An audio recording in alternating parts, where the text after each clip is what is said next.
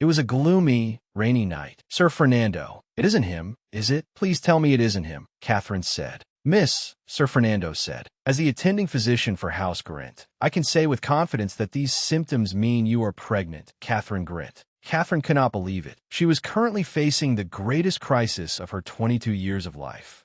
That's impossible, Catherine said. I even had my period after that day. How long did it last? The doctor asked again. Usually it lasts about a week, but that time it was only 2 days, Catherine answered honestly. See? So it can't be that, right? Getting pregnant after just one night makes no sense. It is very possible that bleeding may have occurred when the baby implanted in your womb. And this month, your usually regular cycle did not come at all. The doctor's words struck Catherine like a stone to the head. And these smoked flying fish slices you love so much, the doctor continued. Normally, I never turn down any herring dish, yet now I could not even stand the smell. Yes, though I did not want to believe it, this was reality. First, we should inform the Count. As he spoke, he slowly closed the container of smoked flying fish slices. No, Catherine suddenly grabbed the doctor's hand. Then what do you intend to do? The doctor asked. I only need you to keep this secret until I think of a way, Catherine said. If it were me, a precious and dearly loved youngest daughter found to be pregnant before marriage, they would surely beat me unconscious and strike my name from the family register, Catherine thought. Her hands began to tremble. My lady, please try to calm down, the doctor soothed her. Do you truly think the Count would go that far? How could you think that? Besides, regarding Lord Morrill, the Count also knows your feelings for him. And are the two families not already discussing a marriage alliance? It will be all right. Please don't worry. And most importantly,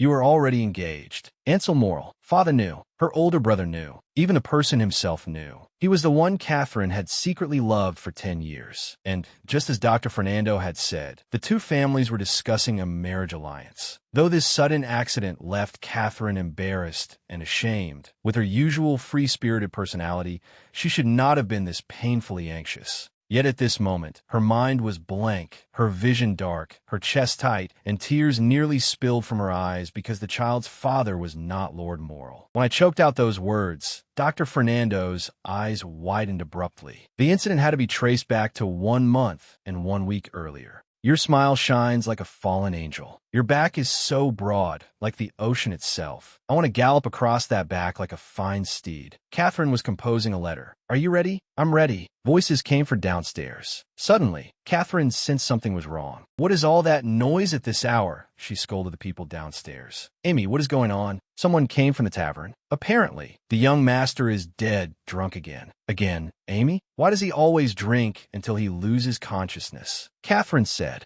Honestly, whatever happens, they should send a carriage to bring him back. Wait, that was a nightly investiture party, wasn't it? Catherine asked. Ah, yes, I think so. Amy said, My lady, you surely won't. Catherine suddenly revealed a strange expression. At this late hour, where do you think you're going? Amy stamped her feet. You should have known already. Catherine dashed out. Of course, Catherine thought, I was not worried about my drunken brother, but because I could see my beloved there. My sweetheart, my darling brother Ansel. Tell father I'll be home later, and Sir Morrill will escort me back. So tell him not to worry, she said, waving upstairs. Tajda, surprise. Catherine arrived at the party. Oh, isn't that Lady Catherine? Please come sit over here. People welcomed Catherine one after another. Ansel looked surprised. So far, sneaking into the drinking party had gone rather smoothly. The only mistake might have been drinking a bit too much. In any case, that day, I really did quite a few crazy things. I dragged a panicked brother Ansel out of the tavern, demanded why he would not be with me, clung to him and begged for just one kiss, and said a lot of nonsense. Of course, Ansel Morrill answered me with the typical Ansel-like reaction I knew so well. You're drunk. Go home.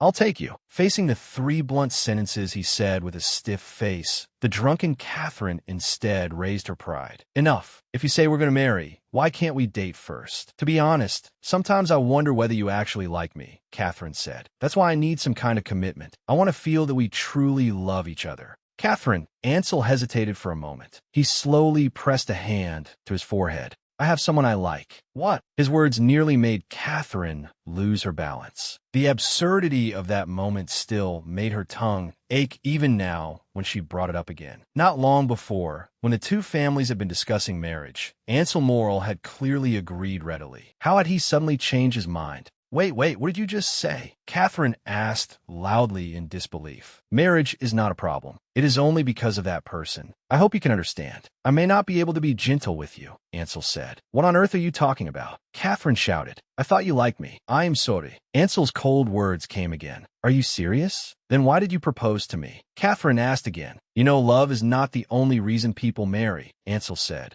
Then you should have said that outright instead of pretending to care, shouldn't you? Were you pitying me because I loved you for so long? Catherine fired off several questions in rapid succession. I truly thought that maybe you didn't love me as deeply as I loved you, but at least a little, Catherine said. Let's go. It's too cold. Ansel took Catherine's hand as he spoke. She flung Ansel's hand away. Get lost. I'll go by myself. In the end, the cold-hearted brother Ansel did not stop me. He simply left drunken me in the cold winter night. I had to admit that in his heart, I truly was only a close friend, a little sister, and nothing more. At that time, I had no choice but to face reality. Ansel Morrill had never loved me. I should have gone straight home then, just as Catherine was thinking this. What has you so deep in thought? Someone suddenly stepped forward and asked. You startled me, Catherine cried. Don't sneak up on me. I'm sorry, little sister, if I scared you, he said, scratching his head. I kept calling for you to come to the training ground, but you never came, so I was curious. You wanted to come see Ansel, didn't you? Alexander said, rubbing his chin. No, it's not like that, Catherine said. I don't want to see that bastard ever again, she thought furiously. You said all the knight's sisters came to cheer them on. I thought it was my turn, right? My words made Alexander's eyes shine. My Catherine has grown up. She even came to cheer for her brother. Your brother is so proud. He hugged Catherine and cried as he spoke. If only I had come here sincerely to support him, Catherine thought in distress. Regarding Sir Het, what kind of person is he? Catherine suddenly asked curiously. The Count had scolded him. He is a good person. Why? Alexander stammered, trembling all over. As a potential romantic partner, Catherine asked again. Her words left Alexander stunned. What are you talking about? A romantic partner? Wait, how exactly do you know him? And why are you asking this? Is it because the answer is useless to you? Alexander kept asking. Alexander shook Catherine until she was nearly dizzy. I was wrong. I won't say that again, Alexander cried. Because, Catherine thought, he is the father of the child in my womb. Amid Alexander's endless nagging, the carriage arrived at the imperial palace. Training had already begun at the Knight Order's training ground, where her brother got out first and took Catherine's hand. His grip was much stronger than usual. This is the first Knight Order training ground, Alexander introduced. Wow, it's huge, Catherine exclaimed. There's a rest area for visitors over there. Go there first. I'll come after changing clothes, Alexander said. Does Alexander Grint have training today? The voice that suddenly sounded behind them startled them both. Alexander quickly straightened up. Commander, good day. My younger sister wanted to watch training, so I brought her. When they turned around, Tiberius Het, whom they had not seen for 1 month and 1 week, was standing there. He was clearly speaking to Alexander, yet his gaze clung to Catherine without any attempt to hide it. Sensing this, Alexander immediately stepped in front of Catherine. I see. Then go change. I will attend to Miss Grint, Het said. No, Alexander's abruptly raised voice made Tiberius Het widen his eyes in surprise. My sister will be attended by me. Go change. But that is an order. My brother's broad back stiffened instantly. I secretly looked at Tiberius Het over his shoulder. His expression was so imposing it made one shiver. Even the boldest person would break into a cold sweat. My brother gave me a pitiful look, then slowly walked toward the corner of the training ground. Could a superior's order really make him abandon his beloved sister? Or was Tiberius Het simply too frightening? Miss Grint. Tiberius Het waited until my brother had walked far away before calling Catherine. He strode closer and looked down at me from above. Because he was so tall, I had to lift my head to see his face clearly. It has been a long time. Perhaps Catherine's calm response displeased him, because Tiberius Het's dark brown brows wriggled up and down like earthworms. May I speak with you for a moment? Het asked. Catherine answered, yes. Let's go somewhere else. 1 month earlier, a drunken Catherine had been slowly groping her way home. Where are you going? A voice caught Catherine's attention. You already sent the carriage away. That night, the person who finally stopped Catherine. Commander Het, Catherine called tentatively. It was not Ansel Morrill, but Tiberius Het. Were you not with Ansel Morrill? Het asked. On such a cold night, where on earth did he go, leaving you alone? Then he took off his coat, preparing to warm Catherine. Do not even mention Ansel Morrill. There is nothing between us anymore. Catherine said. Catherine's words surprised Het. What? He asked tentatively. Commander Het, Catherine asked. Do you want to sleep with me? Even if I was drunk at the time, I must have been completely out of my mind, Catherine recalled. I had never even kissed Ansel Morrill, and yet now I had kissed someone I knew almost nothing about. And that very night, the two of them became entangled together. You won't regret doing this. Het asked. If you change your mind, say so now. I am not the sort of person who would do something we would both regret later. Het said. Are you saying I'm not good enough? Catherine reproached him. No, I'm asking about you. Het began removing his clothes. Because I do not think I will regret tonight. Of course, it had indeed been good. But, Catherine thought with a flushed face, who could have imagined one night would make me pregnant? You came late. I thought I would not see you today. Het's voice interrupted Catherine's thoughts. Ah, you came. What is going on? Catherine was suddenly startled. Why are you in uniform? Tiberius Het handed me a seat at a table in the open-air garden, then went somewhere. When he returned, he set down a palm-sized box. What is this? Catherine asked. I thought it would suit you, so I bought it. I meant to give it to you sooner, but someone refused to meet me 3 times, he answered. Back then, I had no idea I was pregnant, Catherine thought. While taking note of the complaint hidden in his words about her refusing to meet him, Catherine carefully opened the box. Inside was an expensive brooch edged with gemstones. Catherine remembered this as the new winter item released by the capital's most famous accessory shop. Thank you. It is beautiful, Catherine said. I heard it was not easy to obtain. Does this mean he truly likes me? She thought. If that were true, things would go much more smoothly. I'm glad you like it, Het said mechanically. Then he asked, It is good that you like it. But what you wanted to say was, there are a few things I want to ask. Just in case, Commander Het, when do you intend to marry? The blunt question seemed to fluster even the invincible Tiberius Het. He stood frozen in place, blankly pondering my question. Why are you suddenly asking that? You are not young anymore. Have you not met anyone you favor? Or is your work with the Night Order keeping you too busy? If so, then there is nothing to worry about. Het spoke. I'm not the kind of man who dates with marriage as the premise and pressures the other party.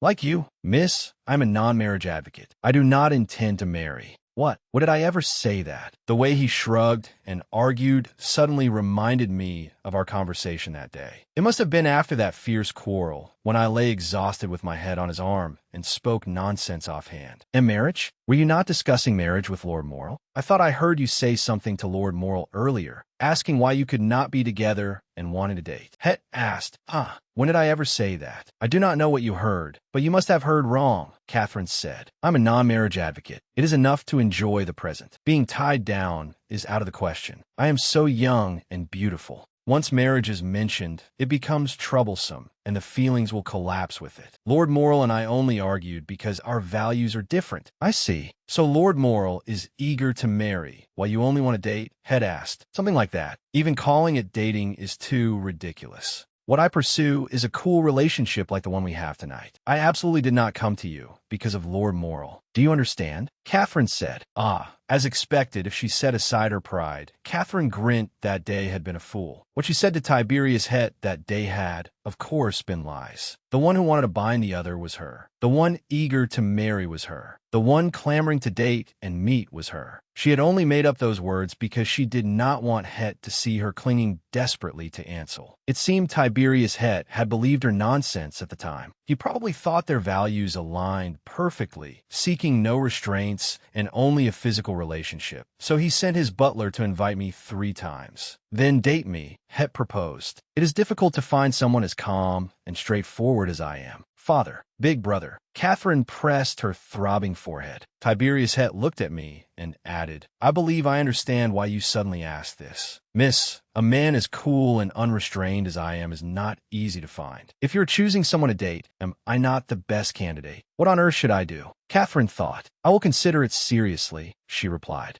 A scream came from inside the room. Oh, take them away, Catherine said painfully. Oh dear, miss. Catherine barely made out the worried face of the maid. Amy looked at Catherine carefully, as if she were tending to an aquatic creature. At this moment, Catherine was nearly driven mad by the damned morning sickness. Although Dr. Fernando had instructed that she must eat, Amy had still carefully prepared a meal and brought it to my room. Yet she could not swallow even one bite. My lady, you have not eaten properly for several days, Amy said. You must eat something. I really can't eat. Take it away, Catherine said. Miss, you must force yourself to eat a little, Amy said worriedly. Catherine cried out in pain. I'm going to die. If I can't eat, you might as well kill me. But you cannot keep hiding it forever by pretending it is just the flu. And the child belongs to both of you, my lady. You should not be the only one enduring such pain, Amy said worriedly. Wouldn't it be a good idea to meet Lord Het one more time? Amy said again. Of course, Catherine herself had not failed to think about this question. Do you not need a child to carry on this wounded family name? Catherine asked.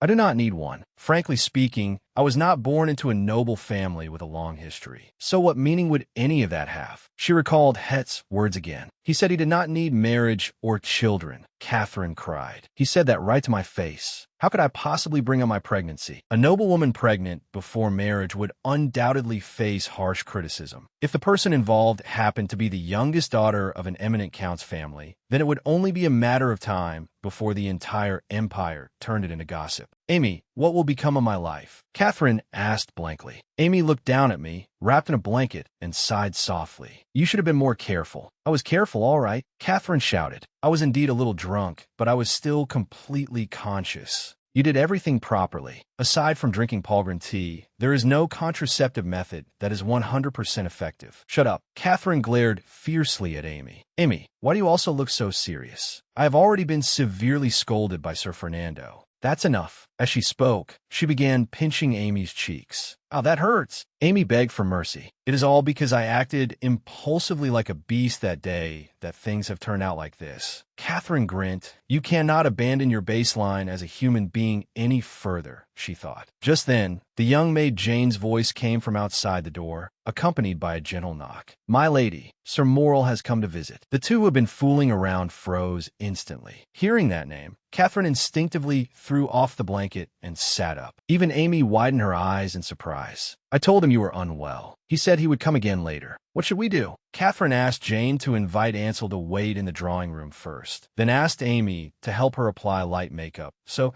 she would at least look like a living person. Although the smell of cosmetics made her want to vomit again, she endured it. She could not let Ansel see her looking like someone on the verge of death. Why did you come? Catherine asked. I could not reach you, so I was worried. I asked Alex, and he said you were sick, so I hurried over. You look very unwell. Are you all right? Ansel said. I should have thrown him out. Yet here I was, wearing makeup to welcome the man who had lied to me. Catherine thought, you really do look unwell. Are you feeling all right? Ansel asked again and again. Catherine listened absent-mindedly. Damn Ansel Morrel. He truly did not understand my feelings at all, she thought. You don't need to worry about me now, Catherine said, turning her head. What are you talking about? Catherine. Ansel hurriedly spoke, his face full of concern. About what happened that night, I am truly very sorry. You know you were wrong? Catherine asked. I am ashamed. But Kate, I promise you there is no problem with our marriage. I can swear it, Ansel said. Wait, what do you mean? You say you have someone you like, but you still want to marry me? And after marriage, you still want to continue seeing that person? Catherine said in shock. No, it is only my one-sided affection. After marriage, I will have no entanglement with that person, Ansel said. You are not dating? Catherine was startled. No, and I will work hard, he vowed.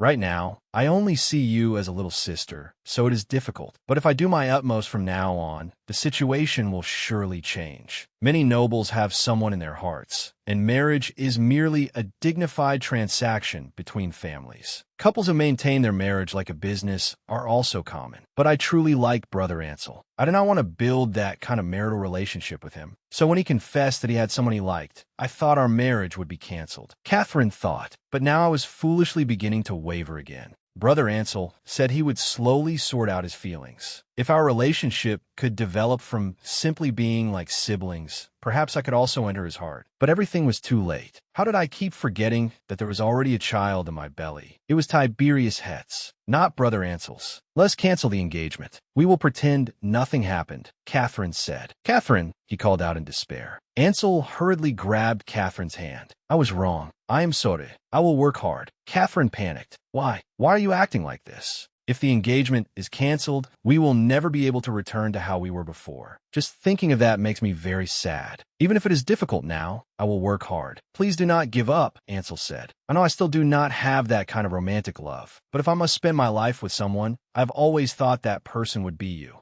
Think about how long we have known each other. If it is not you, then who else could I marry? Please, Catherine, he pleaded. Ansel Morrel, who could have imagined the day he would beg me? Catherine thought, first calm down and let go of my hand. From now on, I will work hard, Ansel said, then leaned in to kiss her. What is this? Catherine was shocked. She shoved Ansel away. What exactly do you think you are doing? You said you needed my commitment, Ansel hesitated. This is not what I wanted, Catherine said through tears. Yes, I know it once was. But why now? She thought, I want to be sure that you love me. Did you really think I would be happy just because you forced a kiss on me? How disgusting, Catherine said. I will pretend this never happened, so get out. Immediately, she opened the door and said to Ansel, Tiberius Het, commander of the Imperial Knight Order of the Spelten Empire. The mere fact that he became commander of the Imperial Knight Order of the Spelten Empire at only 28 years old was enough to imagine how brilliant his achievements were. He passed the regularly held Knight entrance examination with the highest score, received the title of Knight, and joined the order. At 16, he was assigned to the First Knight Order, the elite among the 13 branches of the Knight Order, becoming the youngest member in that order's history. Later, in the campaign called the Spelten Military War, which was part of the Kingdom Annexation Plan, Tiberius Het, as a member of the First Knight Order, achieved outstanding military merit. He was then promoted to captain of the First Knight Order and won victory after victory in the Second and Third Spelten Military Wars.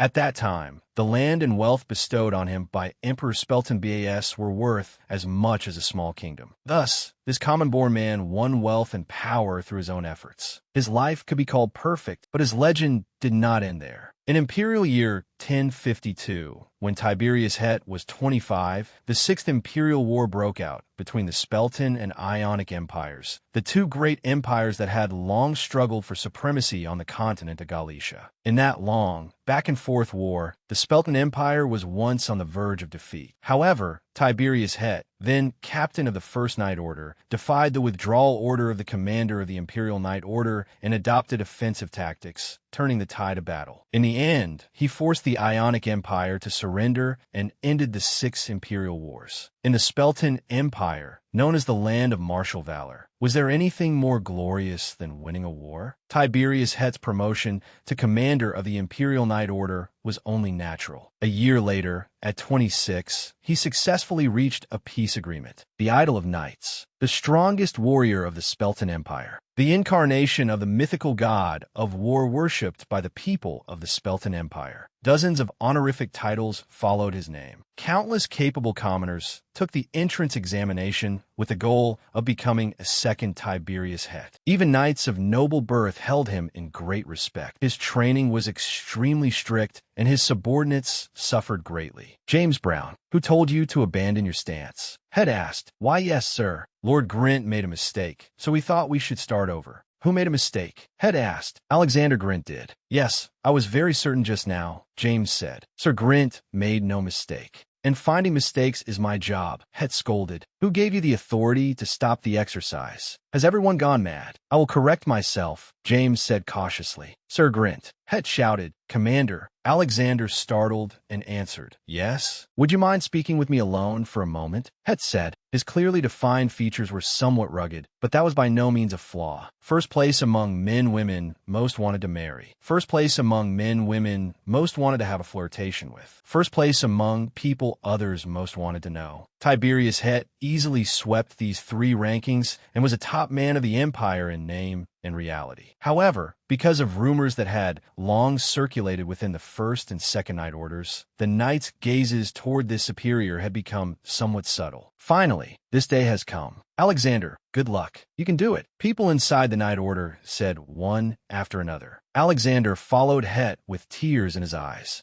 Tiberius Het brought Alexander to the corner of the training ground, pressing his lips together as if hesitating over how to begin. Alexander was terrified by this rare appearance from the commander. The scene of their first meeting appeared in his mind. When he first joined the order, he was assigned to the Second Knight Order. At that time, Tiberius Het, as captain of the First Knight Order, had no contact with him. This ill-fated relationship began after Tiberius was promoted to commander of the Imperial Knight Order and became responsible for overseeing the training of all 13 Knight Orders. You are Alexander Grint, the Grint civil official. House Count Grint, yes, Your Excellency. After that meeting, Alexander began a comfortable life in the Knight Order. The commander, rumored to be as strict as a fierce tiger during training, for some reason openly favored only him. As soon as he showed the slightest fatigue, the commander would notice like a ghost and permit him to rest. The training plan arranged for him was also especially lenient. Even for mistakes like today's, he had never been scolded. Among the knights of the Speltan Empire, where Magargos was regarded as the highest honor, even being promoted to the First Knight Order did not make Alexander feel the least bit happy about the commander's excessive care. After long speculation, the Knights of the First and Second Knight Orders finally reached one conclusion, though they were unwilling to believe it. Their commander seemed to have a special sexual orientation, and the target was Alexander Grint of the First Knight Order. This conjecture was quite reasonable. During the period when the commander was considered the Empire's best marriage prospect, he had never had any scandal with the many women in the capital who admired him. Even after occasional gatherings, when other knights left with tavern women in their arms,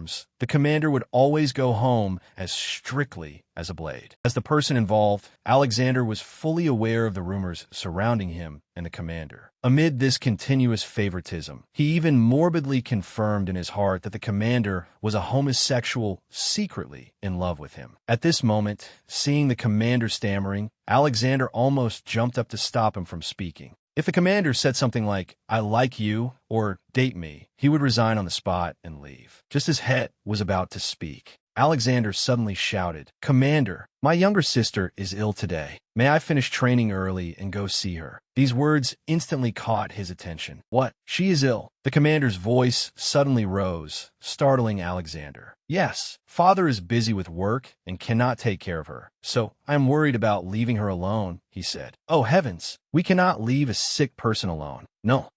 Het thought for a moment. "Mr. Grint, you may leave early today." "Thank you, Commander," Alexander said. "Then I will take my leave now." Alexander, also, after training ends today, I would like to visit your home, Het said. Those words shocked Alexander. "It has been more than a month since your promotion, and I have not had the chance to show concern. I feel guilty. I should personally go thank Count Grint for raising his precious son into a warrior of the Empire." "No, you need not go out of your way. This is also the duty of the commander of the Imperial Knight Order. It is decided." "No, Commander."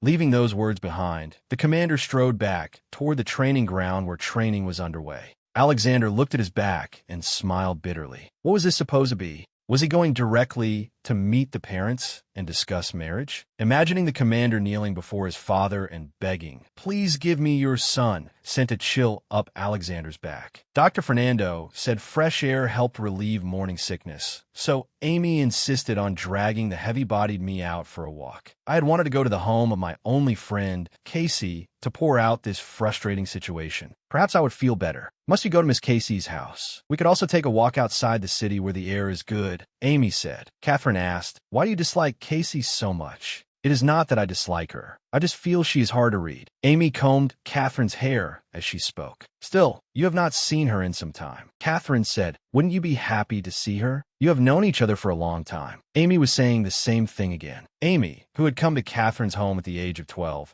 had spent so much time with Catherine and Casey, yet only toward Casey had she always remained stiff. When asked the reason, she always said she could not read Casey's thoughts. Catherine had no conflict with Casey's mother, Mrs. Merrill, the housekeeper. Amy and Mrs. Merrill's relationship was also fairly harmonious. "It has been a long time. Remember to manage your expression properly." Catherine was just reminding Amy when Amy suddenly shrieked as if she had seen a ghost. I instinctively followed her gaze and looked back. Heavens, was this a dream? The person appearing in the second-floor corridor of my house right now really was Tiberius Het. That was right. He stood before Catherine, lowering his head and staring at her. In 22 years, she had never been this shocked. Her heartbeat was so loud it felt as if it would burst out of her chest. I reflexively covered my lower abdomen. This was not a joke. Catherine was truly worried the child might be frightened out of her. Tiberius Het was startled by her sudden scream. Then he gave a roguish smile and said, "Are you pregnant?"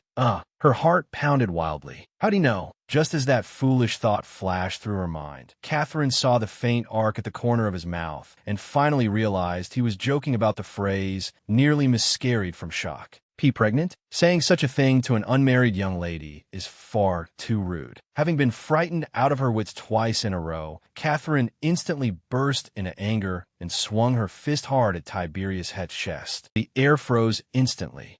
No matter how panicked she was, she should not have casually hit a strange man's chest. Catherine thought, "Go die, Catherine Grint." Amid the awkward silence and Tiberius Het's dazed expression, I shamefully tried to withdraw my fist, only for him to gently catch it. He did not fling Catherine's hand away. Instead, he gently opened her clenched fist and softly stroked her palm with his thumb. That strange sensation left Catherine stunned. The face before her, once as fierce as a street thug's, now deliberately wore an unbelievably gentle smile, making Catherine unable to look away for a moment. Behind her came Amy's soft gasp. Heavens! It took Catherine a very long time to understand why Tiberius Het had suddenly appeared in her home's garden. A commander of the Imperial Knight Order had personally visited the home of a subordinate knight. "My brother actually believed you when you said you came to comfort a subordinate?" Catherine said in disbelief. "Why would he not believe it?" Het said, "You are hopeless. We are not that close. Or do you want to spread our affair all over the neighborhood? Do you have a grudge against me?" Catherine said, "Do I look like a stalker?" "No one will suspect anything," Het replied. Tiberius Het looked completely composed. But since earlier, I had noticed that this man, for some reason, kept showing expressions I had never seen before. He was clearly smiling ferociously, yet insisted on pretending to be gentle. Evidently, he had lost his mind. His intention in making an excuse to come to my house was obvious. It was nothing more than wanting to continue that damned partner-like relationship, Catherine thought. It was merely one night of absurdity. Why cling like this? If I were not pregnant, I should have coldly slapped him, cursed, "Get lost, you pervert," and left without looking back. But the current situation forced my hand, so I could only temporarily restrain my temper. Sir Het," Catherine called. "You came to see me today? Should I understand that as your desire to maintain that convenient relationship?" Catherine asked. Het was silent for a moment. "Yes," he said. "Then for now, let us continue meeting," Catherine said. "For the child. At least the child should have a father." "Really?" Het said.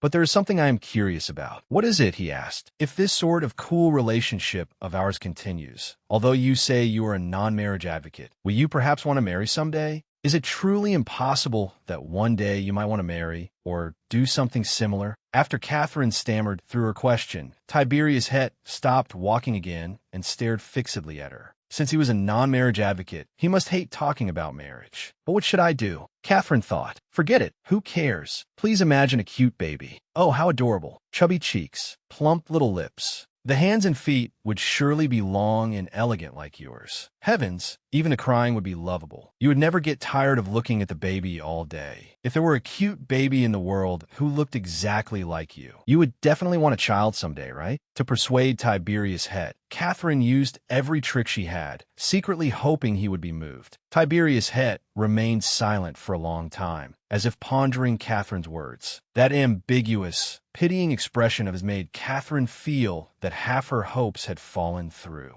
Sigh. After a long silence, he sighed deeply and continued walking. "There's no need to worry about such things. Marriage or children, having you is enough." His words left Catherine stunned.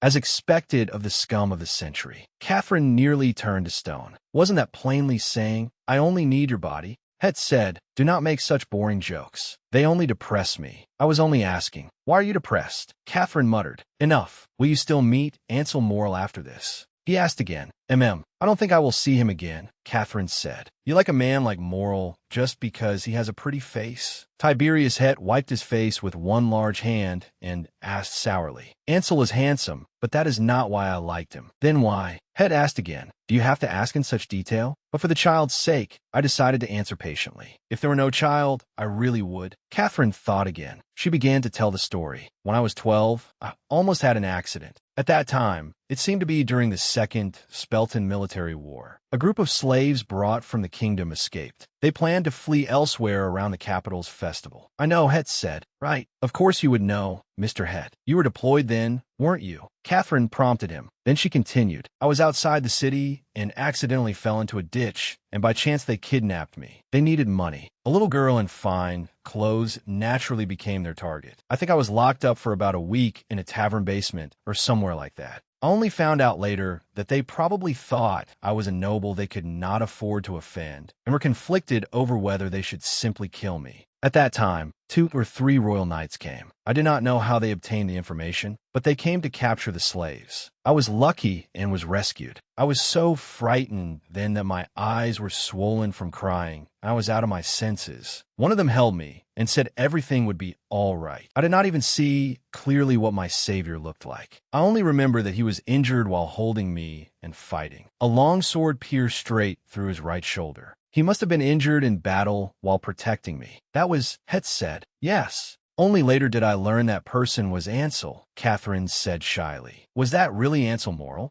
Are you sure you remember correctly? Het raised his voice and asked, with such a serious injury, there must be a scar, right? Does Ansel Morel have a scar on his right shoulder? Het asked. His question made Catherine feel baffled.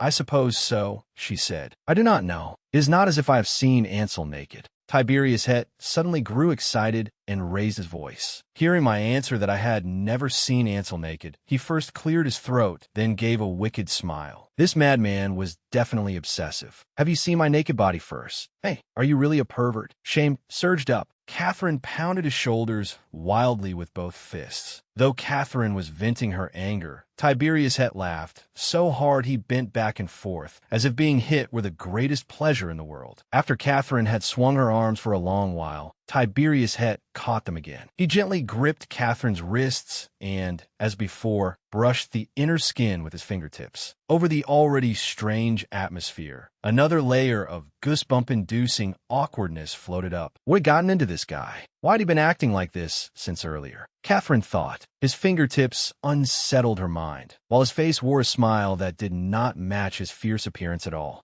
Why do you keep touching me? Catherine stammered. Perhaps Tiberius Het was not the only one with a problem. He was not using much strength. Catherine could easily have pulled free, but for some reason, she greedily lingered in that ambiguous touch. Because I want to touch you. Because I want to come into contact with you, Het said. Whenever I see you, I get excited. 1. What madness was this man caught in? Catherine often had the same dream. Rough wooden barrels covered with mold stains were stacked crookedly. From time to time, rats scurried past at terrifying speed, making hair-raising sounds. Each time a creak came from upstairs, cracks opened in the fragile wooden ceiling and dust rained down. The damp, unventilated air made it hard to breathe. Aside from once a day, when a vicious-looking man threw in hard breadcrumbs, there was never any light in that gloomy space. I would rather not see the light, only hoping they would not come. They looked down at me as I picked up breadcrumbs like a beggar and spoke in a language I could not understand. I was always afraid of when they would kill me. But the day I last saw the light was different. A knight whose face was blurred picked up the trembling me and soothed me in a somewhat hoarse voice. Don't be afraid. It's all right. I will take you home safely. Close your eyes. Just count to 100. Catherine clung tightly to his neck as if grabbing a life-saving straw. When she had only counted halfway, she glimpsed the blue sky through the narrow slit of her eyes. Even when a long sword pierced his shoulder, he still held the curled-up Catherine tightly and whispered for her to close her eyes. Warm blood soaked the edge of her skirt. That fishy, sweet sensation was vivid every time it entered her dreams. Catherine cried and shouted, "Don't die." "I will not die," the man said, stroking her head. "I have nothing to repay you with. In the future, I will marry you," Catherine said firmly.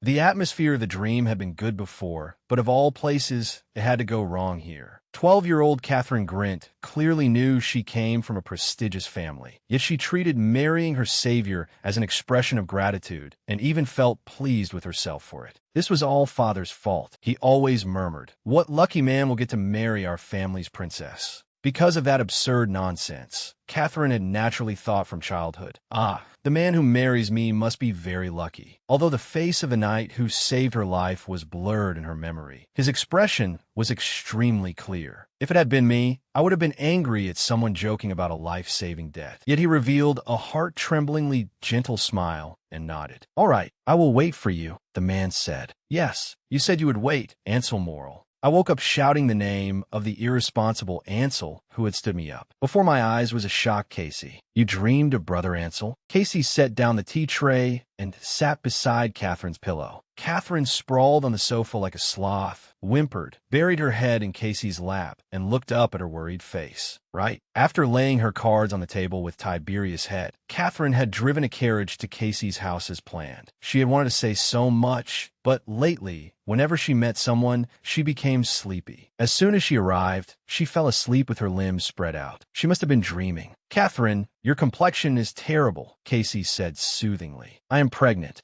Watching Casey stroke her hair with a pitying expression, all the accumulated stress instantly vanished like smoke. As expected, this was my refuge, Catherine thought. Casey was one of the few people I could trust unconditionally. As the daughter of Mrs. Merrill, who had served House Count Grint as housekeeper for more than 20 years, she had accompanied Catherine since childhood. Rather than a friend, she was more like family. Whether it was their childhood playing with dolls, or the days when at 12 years old, they formed the Ansel Moral Support Club together and ran after him. They had always been inseparable. When Mrs. Merrill joined the Countess's household staff, she was already pregnant. Father pitied her for having to raise a child alone, so he gave her a job and also gave her a small house in the capital. Thus, this friend who had accompanied Catherine since birth had been with her for more than 20 years now. Casey, Catherine asked, have you ever thought about your father? Her question made the faint smile on Casey's face sink.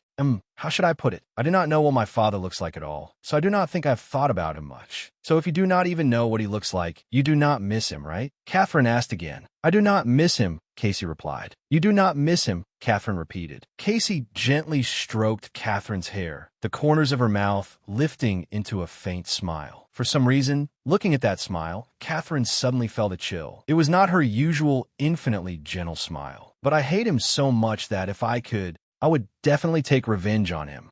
Catherine seemed to be thinking about something. I've always watched how hard Mother worked, Casey continued, and Father clearly knew of my existence. He knew Mother raised me through so much hardship. Catherine asked, this is the first time I have heard that you know who your father is. I do not know who he is, Casey replied, but my mother must know. I can never forgive that coward who knew everything and still abandoned us. Catherine finally understood why Casey's expression had felt so strange. Casey, who was always gentle and rarely angry, was now showing extreme fury toward a father she had never even met. The Casey she knew would never speak in that tone, nor had she ever worn such an expression. Don't be angry. You still have me, Catherine said. She had only been curious about what it felt like to have no father, but she had accidentally made Casey feel worse. Catherine was a little worried. She sat up and comforted her in a light tone. Hearing that, Casey weakly curled the corners of her mouth. By the way, why did you suddenly ask that? Casey asked. In nothing. I was just suddenly curious. Catherine was flustered. She could not exactly say, because I may be about to give birth to a child without a father. Right? How have you and Brother Ansel been lately? I'm dying of curiosity. Tell me quickly. Casey picked up a cookie, fed it into Catherine's mouth, and pressed her for an answer. To be honest, Catherine was sick of it. Why had the conversation circled back to Ansel Morrill again? Though she did not want to shift the blame, thinking carefully, he truly was the root of everything. Let him be struck by lightning. I don't plan to marry Ansel anymore, Catherine said while chewing the cookie. What? Why? Casey's face sank in surprise. You don't plan to marry Brother Ansel? What? No reason, Catherine said. What nonsense are you saying? Do you have someone you like? Casey pressed. No, Brother Ansel doesn't like me. Seeing Catherine's gloomy expression, Casey was shocked and grabbed her hand. No, Catherine, you know Brother Ansel's personality. He only keeps his distance from you because he's shy. You absolutely must not think about not marrying him. Do you hear me? She had no idea how I had been treated by Ansel, yet she was stopping me for no reason. That made me very unhappy. Catherine said, he just doesn't like me. I heard he has someone he likes. I won't like him anymore either. Catherine, her pride wounded, blurted out the truth. Casey's face instantly twisted fiercely. Today, Catherine had truly seen too many expressions Casey had never shown before. He said that.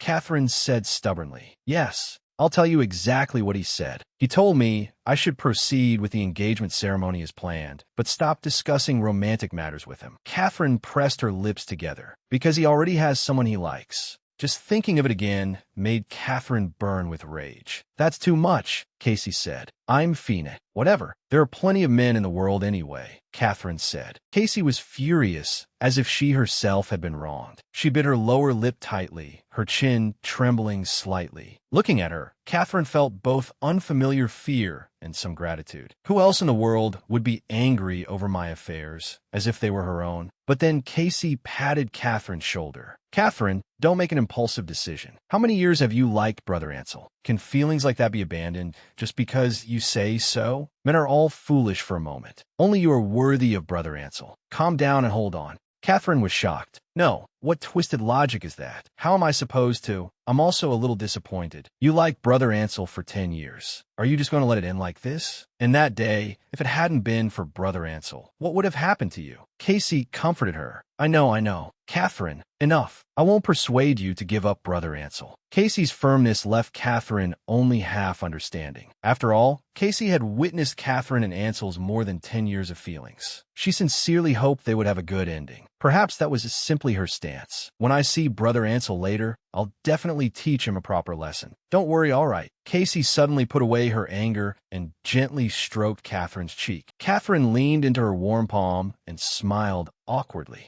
I'm sorry, Casey, Catherine thought. Probably because of the child of that strange man in my stomach, my 10 years of feelings with Ansel really are going to end. I have never given birth, so I cannot be sure, but babies might look exactly like their fathers. Catherine thought, just like that hateful man, this baby is tormenting me endlessly inside my stomach. Every bite of food she swallowed came back up. Within a few days, she had become thin enough to be skin and bones. She had even developed constipation, making it difficult to go to the bathroom. She felt weak all day and was constantly drowsy, barely able to leave the bed. She might as well be killed. Dr. Fernando, how long do I have to remain half dead like this? Don't tell me I have to keep vomiting until childbirth, Catherine asked. Probably not. However, Fernando said, you may need to endure it for over another month. It varies from person to person. Some pregnant women suffer morning sickness until delivery. His words struck Catherine like a bolt from the blue. What? It has only been 1 week, and I'm already about to die. How is that possible? My lady, calm down. Getting angry is bad for prenatal care. As I said before, maintain a calm state of mind, drink plenty of water, don't be picky with food, stay warm, and breathe fresh air often, Fernando hurriedly said. Enough. My ears are about to fall off. Amy will take good care of me. Please don't worry, Catherine said. Madam, you should start getting ready. If you feel too unwell, should I say you won't be going today? Amy asked.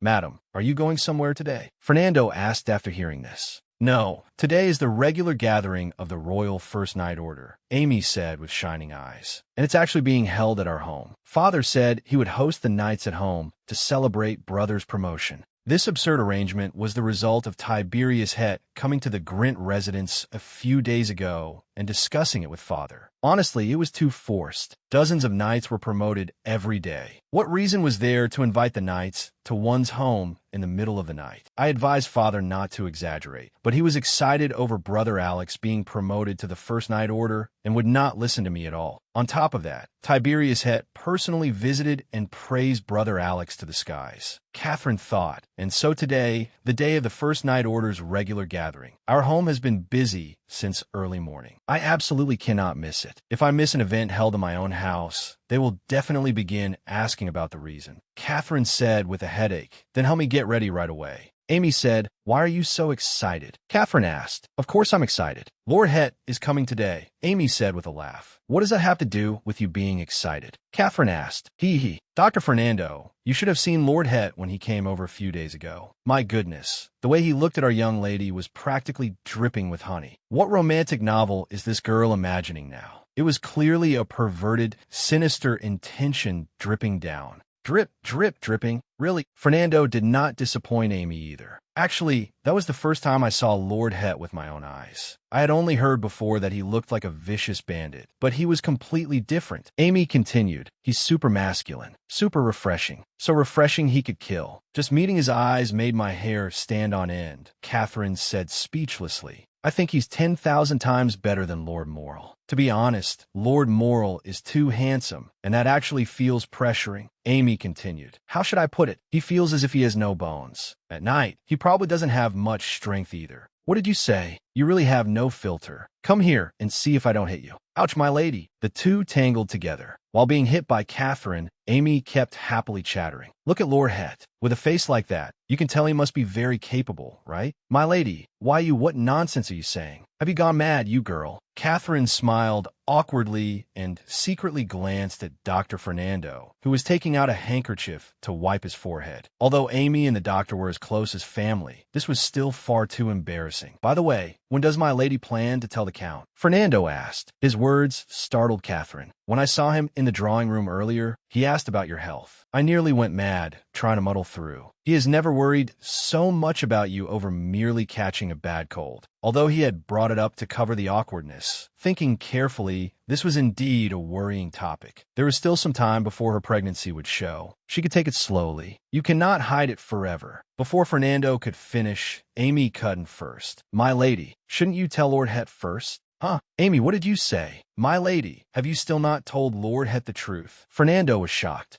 The pressure was here again. It's not that I haven't told him. I just haven't found the chance. What kind of... Dr. Fernando abruptly stood. Catherine raised her left hand toward him and made a gesture telling him not to continue. He obediently sat back down, but still panted with anger. How absurd would it be to suddenly say to someone who neither wanted marriage nor children, I'm carrying your child, so please give up your life plans and marry me. In the end, I was also the one who provoked him that day, Catherine thought. Although Tiberius Het, who advocates never marrying, is hateful, I cannot simply blame him and throw a tantrum. So, I need to change strategies. Like clothes gradually dampened by a drizzle, I have to naturally instill in Tiberius Het the importance of family and the necessity of children. I'm already under enormous stress because of the child in my stomach, and now I have to devote effort to this too. It wouldn't be strange if my hair suddenly fell out. My lady, you're only afraid. Once you say it, it really won't be a big deal, Amy said. Lord Het might even be happy about it. Today, with a dress I recommended yesterday, and put this over it when you go out. Ignoring Catherine's rhythm completely, Amy excitedly took from the dressing table drawer the brooch Tiberius Het had given her. How peaceful. Far too peaceful. Someone was worrying so much she felt the world was about to collapse. Yet Amy was still fussing around pointlessly. When pale blonde hair was edged with gold by sunlight, Ansel Morrill always felt a dizzy, mysterious illusion. His lover, Casey Bennington, possessed precisely the kind of beauty that could topple a city. She had been weak since childhood, and that fragility made her seem even more pitiful, driving Ansel almost mad with obsession. When had it begun? Once upon a time, the little girl who had run behind him and Catherine had somehow occupied his heart in a single moment. Brother. Hearing the door open, Casey Bennington, who was already by the window, showed a faint smile and beckoned to Ansel. As if bewitched, he approached her and knelt on one knee. Casey had long grown used to the way he knelt before her, without hesitation. The smile remained on her face. Casey gazed at Ansel's infatuated, dazed blue eyes and gently stroked his cheek. Before her hand could pull away, Ansel hurriedly caught it. Catherine came yesterday, Casey said with a cold smile. She said she doesn't want to marry you anymore. See, Catherine, don't worry, I will. I will talk to her properly again. We will definitely marry according to plan. I promise. Don't worry, Ansel hurriedly said. I'm not saying this out of sympathy. It's because foolish Catherine still thinks you're good. She once loved you blindly, even without any response. Actually, you never needed to deceive her. She had already given you a chance. Yet you shook her with words like having someone you like. The angelic smile vanished without a trace from Casey's face. In its place was a sharp fury. Her tightly clenched teeth trembled slightly. It was by no means a beautiful expression, yet Ansel found it dangerous and alluring. I believe you said you would definitely make the marriage happen, Casey said. Yes, Casey, believe me. We will definitely, Ansel said. Casey said, she said she doesn't want to marry you. She said she won't like you anymore. This is the first time in 10 years she has said anything like that. Do you know how many years of effort I spent for her happiness? Do you know? Casey, Ansel murmured. Listen carefully. I will not give you a second chance. The furious Casey suddenly raised a gentle smile again, slowly bent her knees to meet Ansel's eyes, and placed a brief kiss on his lips. She continued, What I love is Catherine Grintzman, not Ansel Morrill. Don't expect my understanding anymore, darling. A cold sentiment fell from the slightly upturned corners of her eyes. This party, celebrating Brother Alex's promotion under the name of the Night Order's regular gathering, was held in the annex of Catherine's home. The annex, which had not been used in a long time, had been polished until it shone since morning. In the spacious annex, large enough to contain the Night Order training ground, more than a dozen tables were arranged, and dozens of knights from the First Night Order took their seats. I don't know why the knights' gathering had to be held at our house from the very beginning, Catherine thought. In the noisy atmosphere of the annex, there were more than one or two awkward things. Even if one put aside Father and Brother Alex sitting at the enormous round table for a Night Order gathering full of burly knights gathered together, Father had invited an indoor chamber ensemble more suited to a noble women's social event. What kind of aesthetic was this? Under the light of the luxurious crystal lamps, melodious music flowed, paired with a group of warriors so burly they felt suffocating. The combination was simply bizarre. Even more absurdly, since this was a regular gathering, everyone was actually wearing tight night uniforms. Was this really what a gathering should look like? If Mother were still alive, how would she have stopped this awkward disharmony? Catherine thought. Ansel and Tiberius Het. Was this ridiculous seating arrangement intentional? Actually, this should have been something I worried about, but lately I have been dazed and unwell with no energy to care about it. In the end, why did the Night Order's regular gathering have to be held at our house of all places? Catherine thought. Father was probably in high spirits. Before the tables were even full, he began to toast Tiberius Het and boast about his son. I knew from the time he held a sword at 6 years old that he would become a knight. I knew he was no ordinary noble child. Yes, when Lord Grint was still in the Second Night Order, I paid special attention to him and thought he was a rare talent. Unexpectedly, Tiberius Het was unusually cooperative and echoed Father's words. Rather than truly thinking Brother Alex was a talent, it seemed more like, for some reason, he very much wanted to perform well in front of Father. Oh, is that so? Haha, my son really is capable. He takes after me. Since childhood, there was nothing he couldn't do, Father continued. Father, please stop. I was embarrassed on his behalf. Father had completely failed to notice Brother Alex's flushed face and Brother Ansel's awkward smile. But honestly, it would be fine if only Brother Alex felt embarrassed, Catherine thought. Please, whatever you do, don't shift the topic onto me. And Lord Het, I cannot avoid mentioning our family's princess either. Father, I beg you. As expected, I could not escape. I had always hoped for a daughter, so you have no idea how happy I was when she was born. When she had only just learned to babble and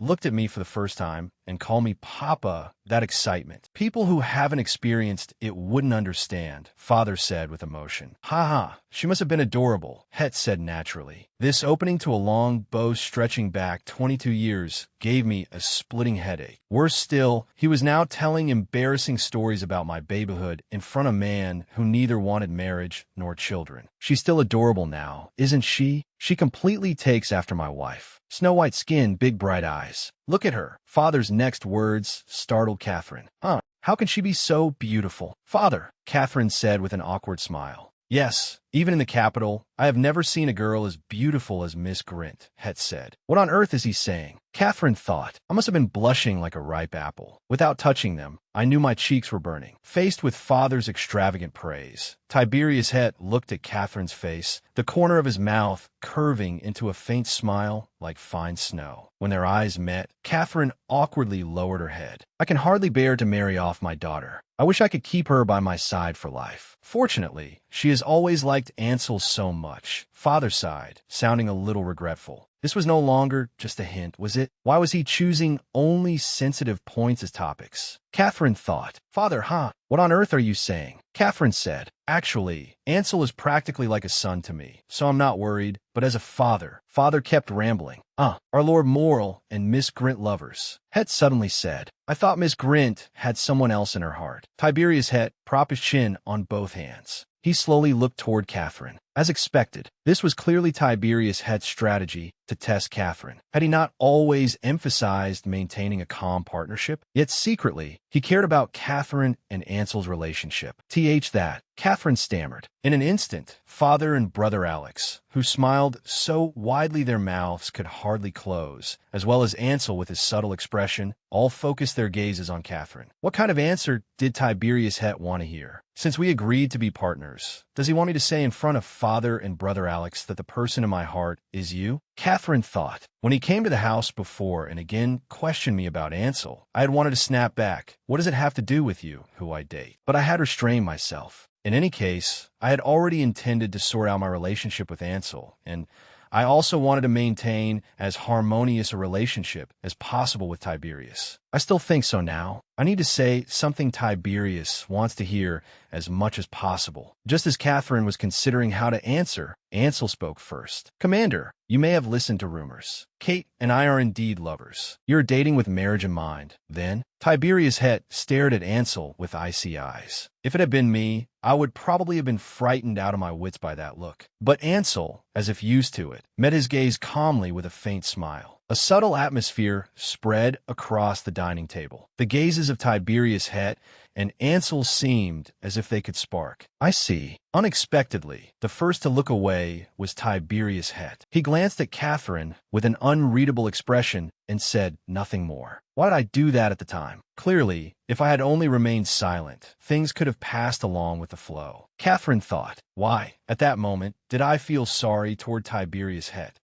Brother Ansel, those are childhood matters. How long are you going to keep talking about them? Catherine's clumsy attempt to smooth things over instantly froze the atmosphere. Father and brother Alex both knew that Catherine had been infatuated with brother Ansel until very recently. Everyone smiled as they looked at her. Various gazes crossed over the dining table. Ansel's hollow eyes, as if condemning her. Father and brother Alex's shocked gazes, adding fuel to this awkward situation, and the secret meeting of glances between me and Tiberius Het.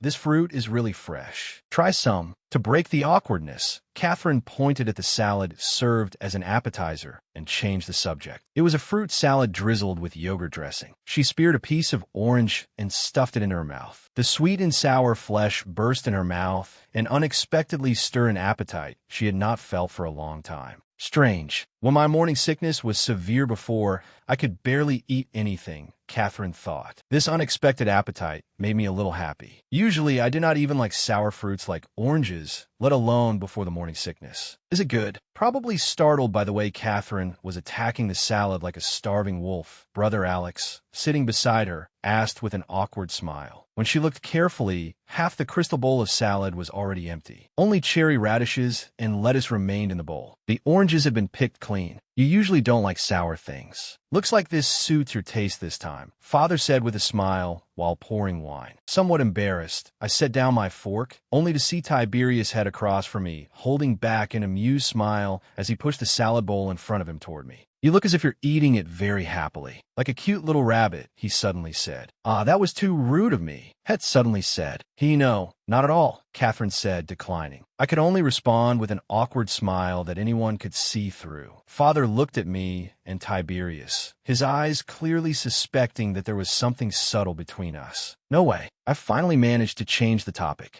And now he was at it again, Catherine thought. I do not know why things like this have been happening since earlier. I truly hoped he would know when to stop. But Tiberius Het seemed not to understand what stop meant. He persistently watched me eat and added in a satisfied tone, "The brooch is beautiful. As expected, it suits you very well, miss." He pointed at the brooch pinned to my shawl. The moment he said this, the dining table fell into another awkward silence. This was practically openly declaring that there was something between us. My mind instantly went blank. Father coughed dryly, while secretly glancing at Brother Ansel's expression. Brother Alex openly looked back and forth between me and Tiberius. Brother Ansel seemed to be thinking about something. I no longer want to think about anything now. Whatever happens, happens. Thank you, Lord Het. I'll wear it often, Catherine said. Fine. In any case, I should have clarified my relationship with Ansel to begin with. Sooner or later, I also had to tell Father and Brother Alex about the pregnancy. Just as Catherine relaxed her heart, the next obstacle arrived. The servants entering with the main course carried a strong and familiar smell. If this had been Catherine Grint before pregnancy, she would definitely have clapped happily at this smell and picked up her knife and fork. "My lady, I'll set down your plate," the servant said. It was mackerel steak. This was absolutely the smell of mackerel steak. Damn it, the child in my stomach seemed terrified. "Mother," Mother, I hate mackerel steak. That cry, as if coming from inside her belly, instantly turned into nausea. Everyone at the dining table looked at Catherine in shock. Oh, the three men all looked at her in unison with the same expression, mouths open and eyes wide, probably guessing the reason for her sudden retching. Ugh, that damned child seemed to be shouting, "No way, Mother!" Her stomach churned violently. She only wanted to get away from the damned mackerel steak before her at once. Without thinking, she covered her mouth and rose from her seat. Creak! The sound of my chair being dragged rang out. I saw Tiberius Het also stand up, his face full of concern. Father anxiously grabbed Tiberius Het's arm and pulled him up. Tiberius Het stood without knowing why. Father nodded slightly toward Brother Ansel, who was seated behind. Ansel, can you help me go check on Catherine? Ah, yes. Ansel answered. Catherine covered her mouth and bent over. Through her blurred vision, she saw Tiberius Het kneel on one knee and meet her eyes. His eyes were full of concern, for some reason, that made Catherine's panicked heart settle slightly. Ansel personally helped Catherine to her room and laid her on the bed, but he did not leave. He sat down by the bed with a look as if he had something to say. Are you all right? Where exactly does it hurt? How does it hurt? Ansel asked. I'm fine now, Catherine said, turning her head away. Look at me, all right? Catherine lay on the bed, deliberately gazing into empty air. Ansel's pale face suddenly entered her sight. He was definitely about to bring up those suspicious things at the dining table. So I deliberately pretended to be suffering and delirious, my eyes unfocused. Catherine, didn't I tell you before? I will work hard. Stop being angry, all right? Even as a joke, it hurts me when you say things like that. Ansel said, what words were a joke? Saying there's nothing between me and brother? That wasn't a joke, Catherine said. I don't want to talk about this with you anymore, brother. My mind is made up. I don't want to change it. Even if you break up with the girl you like and come back to me, I won't want you anymore. Yes, to be honest, now it was not that I did not want to. I could not. Catherine thought. From a moment another man's child was in my belly. The fate between Brother Ansel and me was already over. No matter how regretful, I could only face it calmly. Why are you so stubborn? Ansel said. What? His words instantly made Catherine furious. Stubborn? You call this stubborn? Catherine, please. I'm so tired, Ansel said. I don't understand what exactly you're tired about. Are you more tired than I was, following behind you like an idiot for 10 years, only to hear you say in the end that you had someone you liked? I am sorry.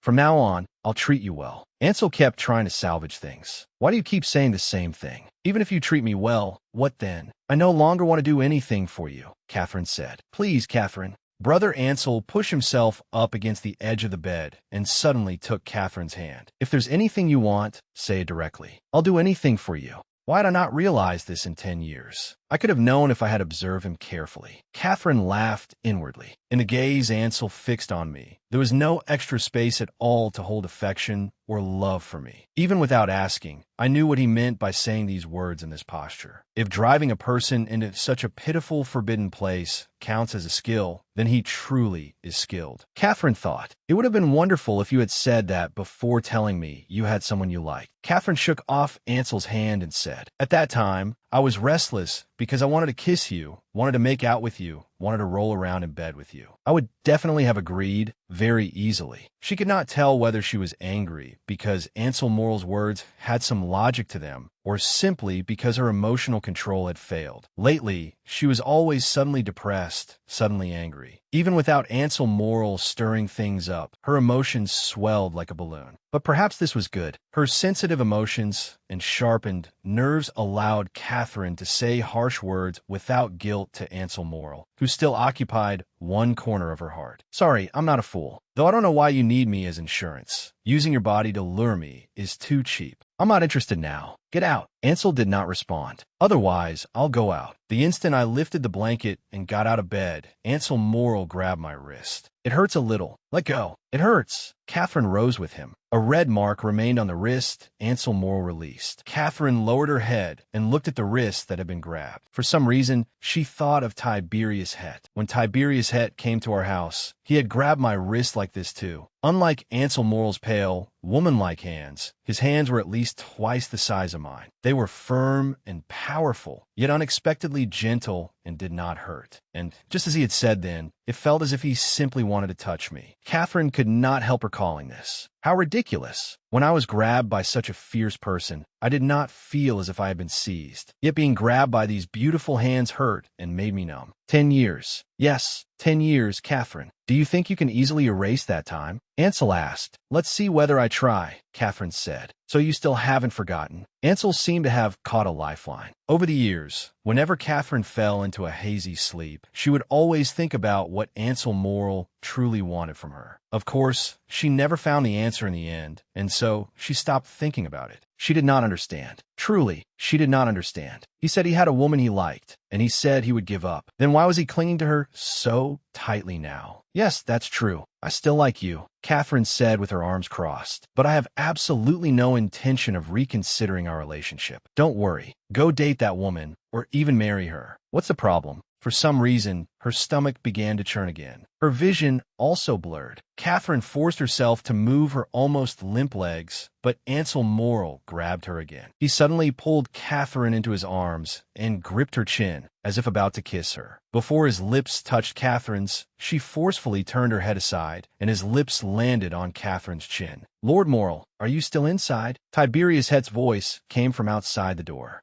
At this moment, like the gates of hell, that voice was practically his savior. Ashit, Ansel Morrill, terrified, covered Catherine's mouth with his hand and once again held my arms and waist tightly, leaving her unable to move or make a sound. He stared at Catherine, signaling with his eyes for her to be quiet. Looking at Ansel Morrill's cold, threatening blue eyes, Catherine finally felt fear belatedly. It was too frightening. She had never seen such a strange Ansel Morrill before. He had clearly gone mad. The brother Ansel, who had always been gentle and kind, was now completely like another person. Miss Grint, are you there? Along with knocking, Tiberius Hett's voice sounded again. As long as we stay quiet, he will naturally leave. This is a noble lady's private space. Without permission, he cannot enter without authorization, Ansel whispered. But Catherine prayed wildly in her heart. Please notice something is wrong. Please, like a damn knight, break the door down and take me away from here. Hett stopped knocking. After the movement outside the door disappeared, the hand Ansel Morrill had pressed over Catherine's mouth slowly moved away. At the same time, Catherine could no longer hold back, and tears burst out. He was still restraining Catherine in an awkward posture, preventing her from escaping. I'm sorry. Seeing Catherine frightened into tears by his rough behavior, Ansel Morrill squeezed out a brief apology. Should she curse him as a bastard, a beast, or an idiot? Just as Catherine was inwardly cursing him, footsteps that she had thought had left suddenly sounded again. With a click, the door was pushed open. Ansel Morrill, holding Catherine in panic, abruptly turned his head. Hett, Lord Hett. Catherine's crying voice changed pitch. Using all her strength, she pushed away the weakened Ansel Morrill and rushed toward Tiberius Hett, who had walked in. That feeling was a little strange. It was like returning to the moment when she was 12, when a mountain knight rescued her from a nightmare and she threw herself into his arms. Yes, it was exactly that feeling. Wah. Reason told her how miserable she looked, but her body, like a fool, clung tightly to Tiberius Hett's arm, crying with snot and tears as if she had found her lost father. When she raised her head to look at Tiberius Hett, his expression was even more unfamiliar than Ansel Morrill's had been earlier. His muddy brown pupils shook like scorching heat haze. His slightly parted lips trembled faintly. She could not guess his emotions at all. Very soon, Catherine understood from the muscles of his clenched jaw and the suddenly icy gaze he turned toward Ansel Morrill that his emotion was anger.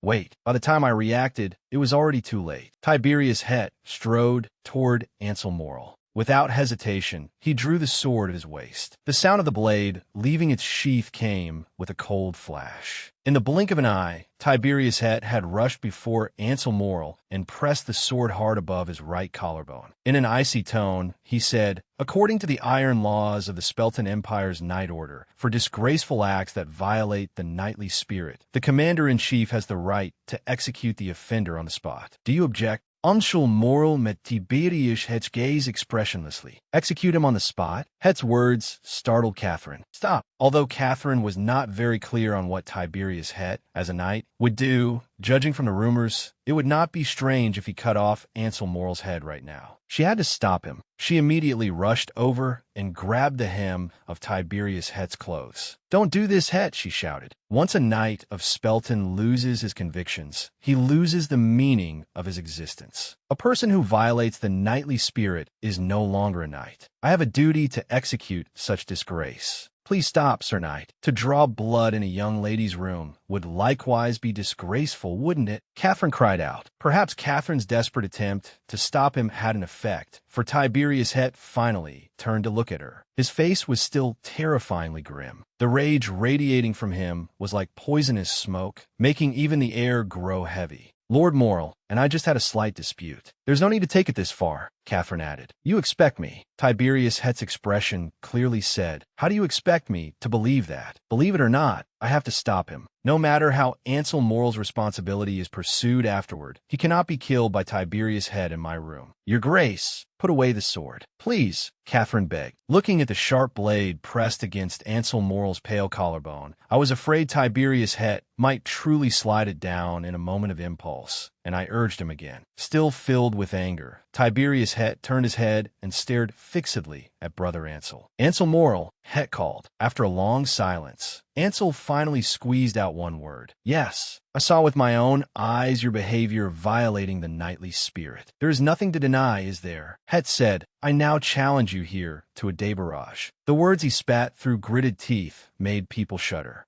Débarrage, a method of dueling derived from the ancient imperial language meaning opportunity, was a mild execution carried out by a superior against a subordinate when a knight violated chivalry, that is, the knightly spirit. Chivalry covered the basic virtues of knights, from loyalty to the etiquette of protecting the weak. Applications for débarrage usually occurred on the battlefield. As their creed said, there must be valor on the battlefield. To devote one's life in loyalty to the monarch and die heroically in battle for the empire's ruler was a knight's honor. Yet there were always those who feared death and disobeyed orders or fled on the battlefield. Such disgraceful people who violated the knightly spirit would be executed on the spot by their superiors. However, even a wise commander had times when he treasured talent. Thus débarrage came into being, granting one final opportunity to those who should have been executed. According to the rules, the superior who ought to execute the subordinate would duel the subordinate one-on-one. But the outcome was already assumed. The winner would be the subordinate who had violated the knightly spirit, and the loser would be the superior who applied for débarrage. The essence was to allow the knight to regain recognition of his honor as a knight through a valiant duel witnessed by colleagues and nobles. In the Spelton Empire, where strength determined rank, the superiors in the knight order were usually stronger, but they would intentionally allow the subordinate to win. This was both a pardon for the subordinate who had violated discipline and the tradition of débarrage. In addition, the witnesses and colleagues would forever keep secret the reason for the débarrage, that is, the specific conduct that violated the knightly spirit. Of course, everyone understood in their hearts that 99% of débarrages were due to failure in battle, disobeying orders, or fleeing the battlefield without permission. But in principle, everyone would keep the secret for the knight who received an opportunity. But this time, a débarrage suddenly initiated at a noble family's annex? This was not a battlefield. What exactly had Ansel Morel done to violate the knightly spirit that made Tiberius Het draw his sword against him? Father and brother Alex both looked at Catherine with puzzled faces. When Sir Het requested to borrow the training ground and asked me to serve as a witness for the duel, I was very confused, Father said. "Catherine, do you truly know nothing about this?" "I'm not sure," Catherine said absently. She did not even know where to begin explaining. If I tell the truth, father and brother might try to kill Ansel Morel. In any case, the details of the violation of the knightly spirit will be kept secret, so it should be fine, she thought. Seeing Catherine remain silent, Father quietly turned his head away.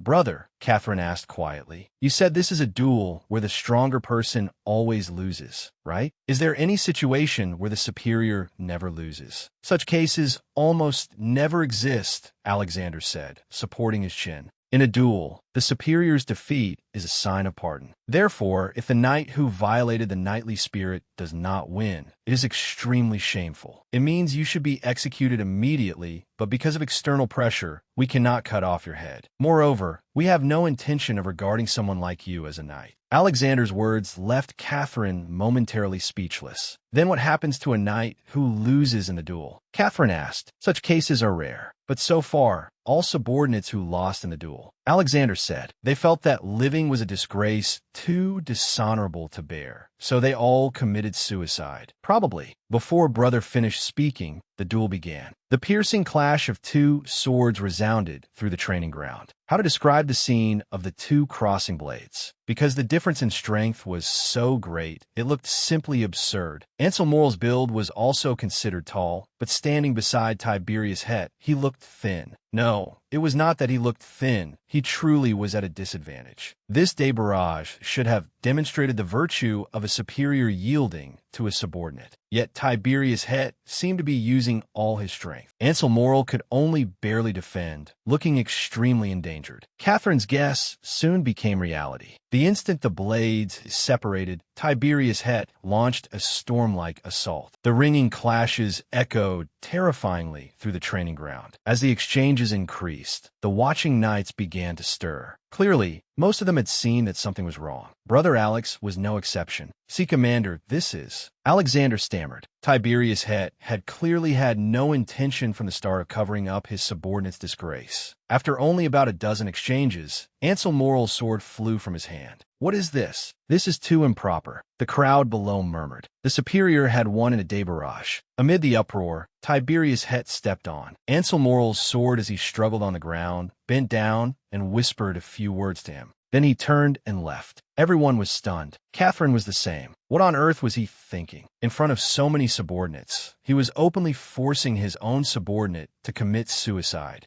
The next day, the débarrage between Commander-in-Chief Tiberius Het and First Knight Order Knight Ansel Morel, which had taken place at Count Grint's residence, caused a sensation in the imperial palace and even throughout the entire capital. Glenn, the young attendant of the Het family, was very sharp. Although his master usually did not speak much, just from the fact that the débarrage had occurred at Count Grint's home, he roughly guessed the reason. Only that young lady could make his master lose reason. A débarrage occurring in an annex was already strange news, and the report that the superior had not allowed the subordinate to win shocked everyone who heard it even more. "I heard Lord Morel is still recovering from his injuries in the annex," the servant said. "Why have I not heard that he died?" "He doesn't have that much courage," Het said doubtfully. "Master, your reputation has also been damaged. If you were dissatisfied, why not personally execute him? Why do something that makes you a laughingstock? Once the news reaches the capital, your popularity will plummet," Glenn said. "I don't care. Do you have not the slightest pity for a subordinate who may commit suicide at any time?" His master lazily leaned against the sofa in the annex's sitting room. Hearing this, he tugged at the corner of his mouth, sat up, and looked at Glenn. "If it were you, would you pity him?" "Frankly speaking, I wanted to deal with him then and there. But Kate interfered, so I failed to do as I wished." He seemed to recall something. "If someone were about to die in my house, of course someone would stop it," Glenn said. "If you had been there at the time, you would have done the same." "That damn bastard. Slitting his throat wouldn't be enough," Het said. "Your expression is full of menace. My lord, you had best hide this side of yourself from that young lady. Your face is already stern. If she learns that your personality is equally destructive, she will not come near you," Glenn said. "More importantly, Glenn, who is the physician of Count Grint's household?" Het asked. "My lord, have you mistaken me for their butler? It is Sir Victor Fernando." "Why do you ask? Contact him. Tell him I want to see him. Have him come to the estate." Het seemed to ignore Glenn's words. "Understood," Glenn said. I felt incomparably ashamed. I did not know where to begin, nor did I know what father and brother would think after hearing it. But in a situation that might lead to Ansel Morel being executed or committing suicide because he had failed the débarrage, I could not remain silent forever. After struggling for an entire day, when father came to my room the next day and demanded an explanation, I finally told the truth. After hearing my words, father and brother Alex were silent for a long time. "Alex, why did Lord Het not execute him directly? Is something like this forgivable through débarrage? What kind of knight harasses a lady? The silence was finally broken. Father's voice trembled with anger. Catherine hurriedly defended Tiberius Het. This is not Lord Het's fault. Father, he originally intended to execute Ansel. I stopped him. I didn't want that. Father seemed to want to say something. In the end, he left the room silently. Brother Alex stood there for a long while. Only then did he sit beside me. I felt somewhat awkward and did not dare look at him. Catherine, come here. Catherine looked back and saw brother spreading his arms, smiling at her. Catherine could no longer hold back and burst into tears. Ugh, brother. Brother gently patted Catherine's back and did not say much. He simply kept stroking her back. That was enough. Nothing needed to be said. Her chaotic, frightened emotions gradually calmed. When her tears had flowed until she could cry no more, brother finally pulled Catherine out of his embrace and looked into her eyes. Oh dear, our peerless beauty has cried herself into a little tabby cat. You're so ugly. What are you saying? Catherine said angrily. Ha ha ha, I'm joking. Brother wiped Catherine's tear-streaked cheeks and pulled her into his arms again. Don't be too sad. Father isn't truly angry. He is only disappointed. Right now, I dare say what he wants to do most is break Ansel's arms and legs. I don't know why you suddenly decided not to marry him, but as your brother, I think this is the best result, Alexander said. Why? Catherine asked. Because I know that bastard never truly loved you, Alexander said. I hope you can meet someone who will cherish you, who will love you like Dad and I do. No, someone who will love you even more than we do.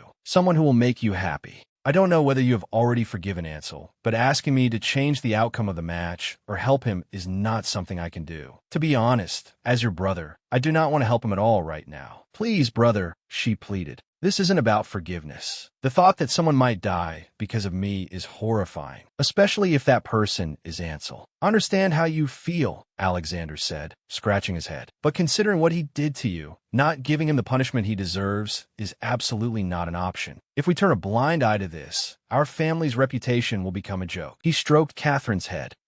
This has to be decided by Father. But from the look of it, he is even more determined than I am. You must be exhausted. Don't worry too much. Rest well tonight, all right? After saying that, Alexander left. At Duke Het's residence. Sir Fernando, it is a pleasure to meet you. I hear you are the physician of Count Grint's household. Is that correct? Het asked, facing Tiberius Het, who sat across from him and calmly observed him. Victor Fernando could not guess his thoughts at all. He began to break out in a cold sweat again. Ah, yes. May I ask if you're feeling unwell? A slight headache. Perhaps I have been thinking too much. But Mr. Fernando, I heard you were the family doctor of Count Grint's household. When Tiberius Het suddenly mentioned Count Grint's household, Victor Fernando trembled violently. In fact, Victor Fernando had already advised Catherine many times to tell the truth as soon as possible. But she always said she had difficulties she could not speak of. After repeatedly questioning her, he learned that Het was someone who advocated neither marriage nor children. He thought such a person might indeed keep his mouth shut. He remembered Catherine's words, "If I tell the truth," and he shouts, "You ruin my life. What then? What if he gets angry? Maybe we should agree to both keep quiet, and I'll raise the child myself." Putting aside Tiberius Het's refusal to marry, Victor Fernando greatly disliked him for making Catherine suffer like this. "Yes, I'm a family doctor there." His answer involuntarily became vague. "I hear Miss Grint has been feeling unwell lately. What exactly is wrong?"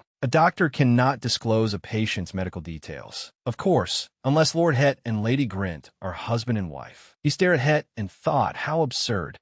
He does not want to marry, yet only wants to. It's over, Fernando thought. If Catherine were his own daughter, he would have wanted to go find Tiberius Het immediately and settle accounts. Even now, he could not help wanting to grab this young man by the head and curse. "You bastard." But he still endured it. It is 6 weeks now. No, 7 weeks, right? Het's seemingly casual question startled Victor Fernando. He was talking about the weeks of pregnancy. It seemed he knew the truth. Catherine must have told him. Yes. What do you intend to do? Although I have heard about your views, now that the child is already here, surely you cannot persist in refusing marriage. Fernando was speaking as if lecturing him when he suddenly saw Tiberius Het's dumbfounded expression and froze. There really is a child. Het stammered.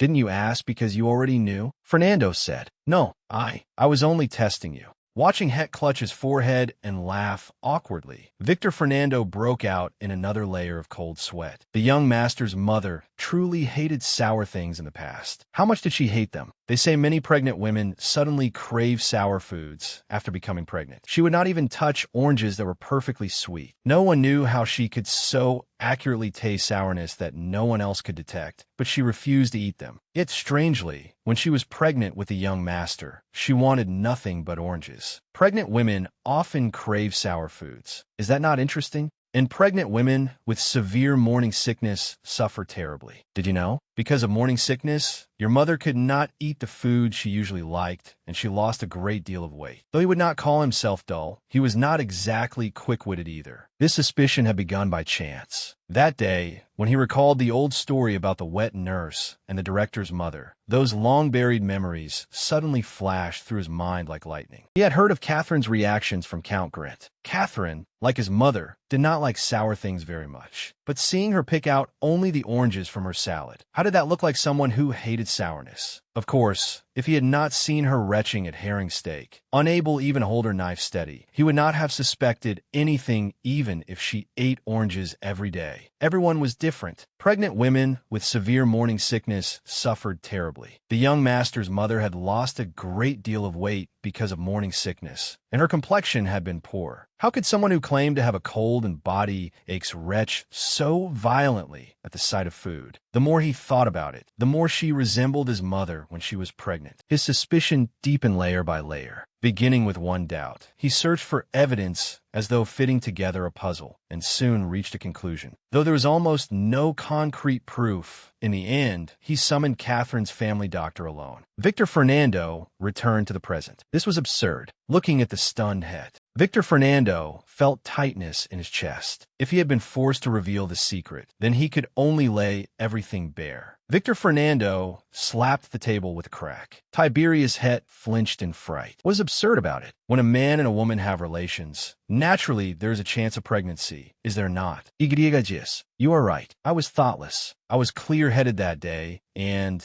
I took contraceptive measures, so I never imagined this would happen. Het said, you consider withdrawal a reliable contraceptive method? Its failure rate exceeds 20%. Before having relations, you should have asked whether the other party was taking contraceptive medicine. If not, then you should not have done something you could not take responsibility for. If you did not intend to marry, if you did not intend to have a child, Fernando scolded him loudly. I apologize, but Het, like a prospective son-in-law being reprimanded, shrank slightly. Then, all at once, he straightened with a grave expression and continued, who says I will not take responsibility? As a man, is that not only natural? If she is carrying my child, of course I should raise it. What? Did you think I would irresponsibly say it has nothing to do with me? I'm not that kind of person. What was this? Victor Fernando was stunned. Het suddenly rose and pressed down on his shoulders. His excited manner was almost mad. At that moment, Het looked like a husband in a couple who had planned a pregnancy for years and had finally heard good news. Perhaps to withstand the mental shock, he was hypnotizing himself into believing this was a happy occasion. No matter how one looked at it, that was exactly what he seemed like. Het hurriedly threw on a thick coat and rushed to leave the reception room. Wait, Mr. Het, where are you going? Fernando asked. To Count Grint's residence. Please take your time with your tea. Thank you for looking after Catherine. I will contact you again when I find the time. Farewell, Het said hastily. What on earth was wrong with this man? He stumbled and nearly fell, then recovered as though nothing had happened. Leaving behind a bright smile and the words I am going, he disappeared. Only Victor Fernando remained, feeling that the whole thing was utterly ridiculous. How much longer until we arrive? Het asked. Master, we only just set out. We are hurrying as best we can. Faced with Het's urging, the coachman broke out in nervous sweat. As he said, it had been less than 5 minutes since they got into the carriage, but Het's heart was already burning with impatience. His slightly trembling legs were proof of his anxiety. For some reason, though she said she liked free love, as they continued meeting, she kept mentioning marriage and childbirth. Het thought of Catherine's words. When do you intend to marry? To Catherine Grint, that day had been one absurd night. But to Het, It had been the day a long-held wish came true. Let's keep seeing each other for now. He had once felt she did not seem to like him very much, so when she said she wanted to continue seeing him, how could he not be surprised? At the time, he had been too delighted that he could keep meeting her to examine the reason she had changed her mind. Everything had a reason. She had been carrying a child but hesitated, not knowing how to say it. That was why she had brought in a reporter. That was why she had made up her mind to say they should keep seeing each other for now. Please imagine an adorable newborn. Oh, how cute it would be. A round little face, a tiny pursed mouth, and its hands and feet would surely resemble yours, Mr. Het. Goodness, even its crying would be lovable. You could look at it all day and never tire of it. Mr. Het, someday you will surely want a child, right? Recalling how she had spoken nervously and incessantly, Het could not help a bitter smile. Catherine at that time had undoubtedly been doing her utmost to express her feelings. He felt ashamed and sorry that he had failed to understand her hints. He thought, I'm glad I could see her right away. I should have noticed something was wrong, but I carelessly overlooked it. Damn it, how was I supposed to know if she said nothing? For heaven's sake, how many days and nights had she suffered alone? He raced forward as swiftly as the wind. Was that Duke Het just now? One maid asked. Yes, another maid answered, but he was smiling so brightly. What should I do? Catherine asked the face in the mirror. Even after sleeping all day, she still looked utterly lifeless. Say something. What should I do? Catherine lowered her head and looked at her belly, at the child who might start making trouble at any moment, but had no presence except for her morning sickness. Of course, no one answered her. Honestly, how irresponsible. In the end, this is all because of this little one. Baby, if only you had not felt sick at herring steak. No, that is not right. How can I blame you? Back then, even if I had not clung to Het and said we should sleep together, no, why blame me either? This is all the fault of that utterly wicked Ansel Morel. Catherine's heart was full of contradiction. Yes, that was it. Though she found him truly hateful and disgusting, she could not pretend not to know his situation now. Thinking that Ansel Morel might be spending every day in despair, calculating when he should end his life, Catherine's head felt as though it would split. Was this reasonable? No matter what wrong he had committed, she absolutely did not want him to kill himself. She feared she would remember it for the rest of her life and live burdened by guilt. What kind of punishment for Ansel was that? It was clearly punishment for her. Catherine thought. She had thought that after the judgment of the débarrage was over, the matter could quietly pass. She had been a fool to trust Het. No, the real problem was that the result of the débarrage had been made public. People would surely speculate. This was not a battlefield noble's household. So how could such a thing happen? Then they would point fingers at her. Ah, it is all the herring steak's fault. Baby, listen. Though I'm blaming the herring steak out loud, I'm actually blaming you. You're already this picky before you were even born. How fussy will you be later? I can already tell. Catherine glared resentfully at her belly, which had not yet begun to show. Inside was a little creature not yet born, but already making her anxious. She let out a long sigh and looked again at the mirror on the dressing table. Be brother? Catherine jumped in fright and hurriedly turned around. The door was ajar. She did not know when her brother had come in. He held a tray in his hands, probably Catherine's breakfast. It seemed he had come in Amy's place to give Catherine something to eat and check on her condition. It was over. This was the end. She did not even have a chance to make excuses. Catherine thought. Her brother's expression seemed to be piecing together Catherine's muttered monologue about herring steak and the events of that day. After thinking alone for a while, he finally opened his mouth in shock. Is what Alexander said true? The child's father. Her father asked. Catherine remained silent. Oh heavens! Her father nearly fainted. Seeing her father for the second time in one day, his face looked half as haggard as before. He must have spent the whole night unable to sleep because of Ansel's matter, and now in the morning she had thrown another bomb at him. No one had asked Catherine to do so, but she still dropped to her knees before her father. Before her father could tell her to rise, she raised her head with effort. Please strike me, Catherine said. First, calm down. Alexander, her father said in distress. Yes, father, Alexander answered. Her father's call made Catherine's heart jolt. Yesterday, she had still thought he was the most reliable brother in the world. His change in attitude was astonishingly fast. She had never imagined he would immediately tell their father everything with such force. Indeed, there was no one in this world one could completely trust. Catherine thought. First, send a letter to the Moral Count family. It'll be troublesome if that man dies. Her father collapsed into a swivel chair, rubbing his forehead and shaking his head again and again. At the mention of the Moral Count family, her father naturally assumed the child's father was Brother Ansel. She was truly going mad. With her father in a daze after 2 consecutive shocks, how could she say that the child's father was someone else? Catherine thought. Moreover, she had not even had time to tell Het who the child's father was. She had to give him some time to prepare first. She could not let her father know before him. Catherine used her ultimate weapon, the father she only called upon in times of need. Fortunately, though her father still looked blank, he finally looked at her. Brother Ansel is not the child's father, Catherine said. The room, already silent, fell into an even deeper stillness. Looking at her father and brother's blank expressions, Catherine was instantly drowned in guilt. "Dummy, what did you say?" her father asked in shock. "Father, I am sorry," Catherine apologized. "You girl." Her father's face turned blue as he shot up from the chair. "Could it be? Don't tell me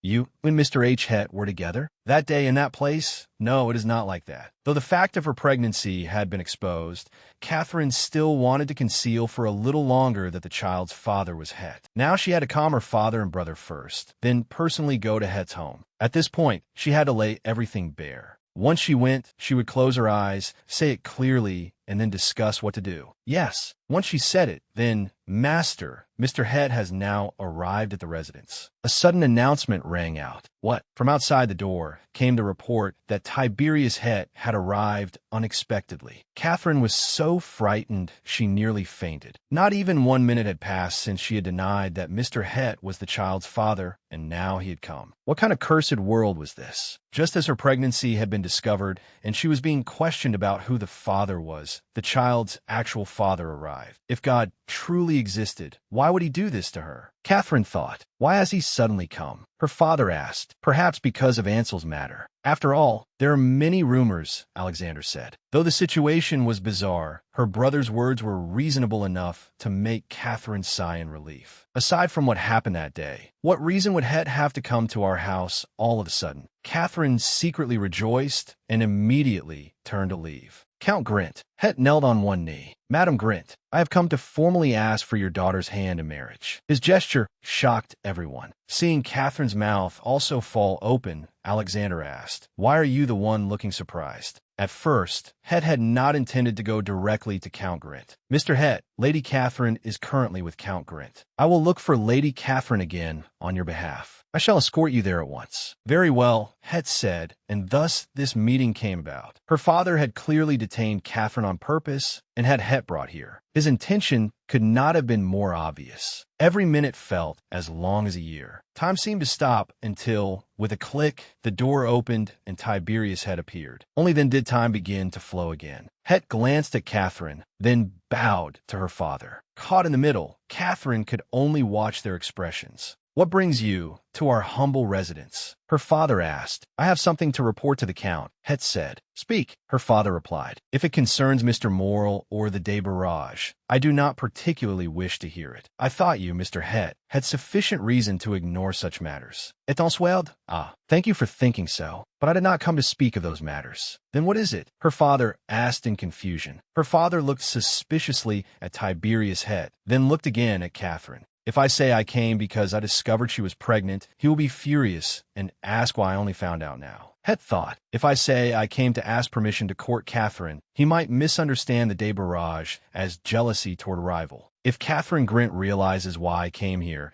and sees that I am serious about taking responsibility. Catherine, feeling guilty, was seized by an inexplicable fear even though she should have ignored it. Was that not true? Het knew nothing. Her father was not someone who would deliberately make things difficult for him either. Their conversation should have had nothing to do with Catherine. Then why was she so uneasy? Why was her heart beating so fast? As Tiberius Het hesitated before answering, he suddenly turned back and looked at her. Catherine immediately had a premonition that shocking words capable of making her collapse would come out of his mouth. Her premonition came true. Tiberius Het, as though preparing to go to war, and yet like a man receiving imperial inspection during a military parade, dropped to one knee with a solemn expression. Count Grint, I have come to formally ask for your daughter, Miss Grint's, hand in marriage. Tiberius Het finally said those words even Catherine could not understand. What followed were her father and brother's thunderstruck, dumbfounded expressions. And that was how matters developed to this point. Then you were the child's father?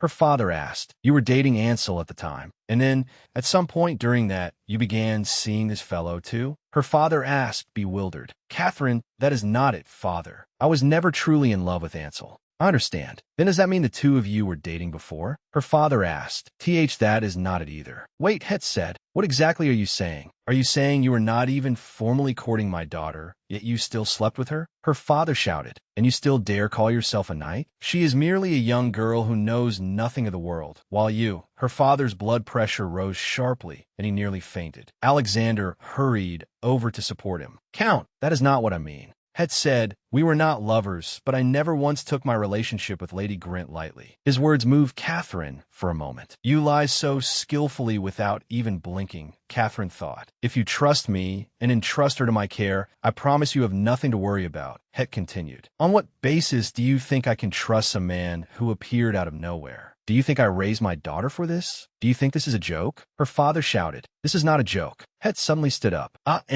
His sudden movement made her father's blood pressure shoot up again. Father, please calm down. Catherine shouted. I will not strike back until you calm down. If you insist on hitting me, then hit me, Het said, kneeling again. Do you think I am weak just because I am old? In my day, her father said, rolling up his sleeves. Father, Catherine suddenly shouted. She shielded Het with her hand. Enough. What did he do wrong? He said he would take responsibility. Catherine said, of course, he had certainly put an overwhelming amount of pressure on her. But even so, Tiberius stared at her in astonishment. He had thought he would be fighting alone, only to gain an unexpected ally. Why you? The Count trembled with rage. His precious daughter, whom he had raised for 22 years, had not only caused a great disaster, but was now defending a strange man in front of him. He felt his blood pressure plummet and his strength drain away.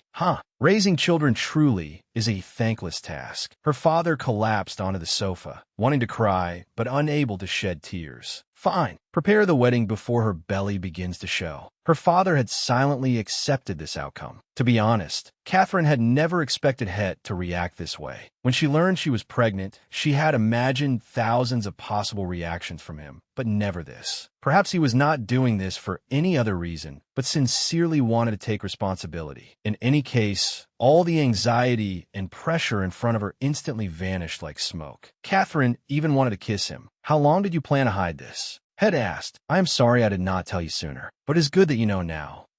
Thinking about the suffering I went through these past few days is truly dreadful, Catherine said. How is her body? Het asked. I'm fine now. As long as you do not scare me again like you did just now, I will not faint, Catherine said playfully. I'm sorry, Het said. Your way of speaking suddenly became concise. Catherine narrowed her eyes. Tiberius shrugged and curled his lips in satisfaction. We are about to become husband and wife. There is no need to be so formal. If you wish, you may also speak more casually. I do not mind. I will take my time. After all, I am still young, Catherine said. Then from today onward, I will call you Catherine. His expression was so serious that Catherine did not know whether to laugh or cry. It was only a form of address. Did he need to be so solemn? As you like. Then I will call you casually, too. What should I call you? Tibby? Catherine said. Though it sounded a little like the name of a family dog, it was oddly cute. Seeing that he seemed to like it, too, she decided on it. Then Tibby it is. Do you like it? Catherine asked, looking at the pleased Het. What is this? Tiberius pointed with his chin at the parchment and pen Catherine had prepared on the desk. I am writing the agreement for our happy married life, Catherine said. Happy what? Het coughed with a flushed face. It seemed he had no resistance to such embarrassing words. She would have to be careful in the future. Though the road ahead was uncertain, it would be hard to find a man this earnest in the entire capital. Tiberius was actually quite good. Catherine decided to properly thank him for his courage. Article 1. She began writing. Tiberius Het and Catherine Grint.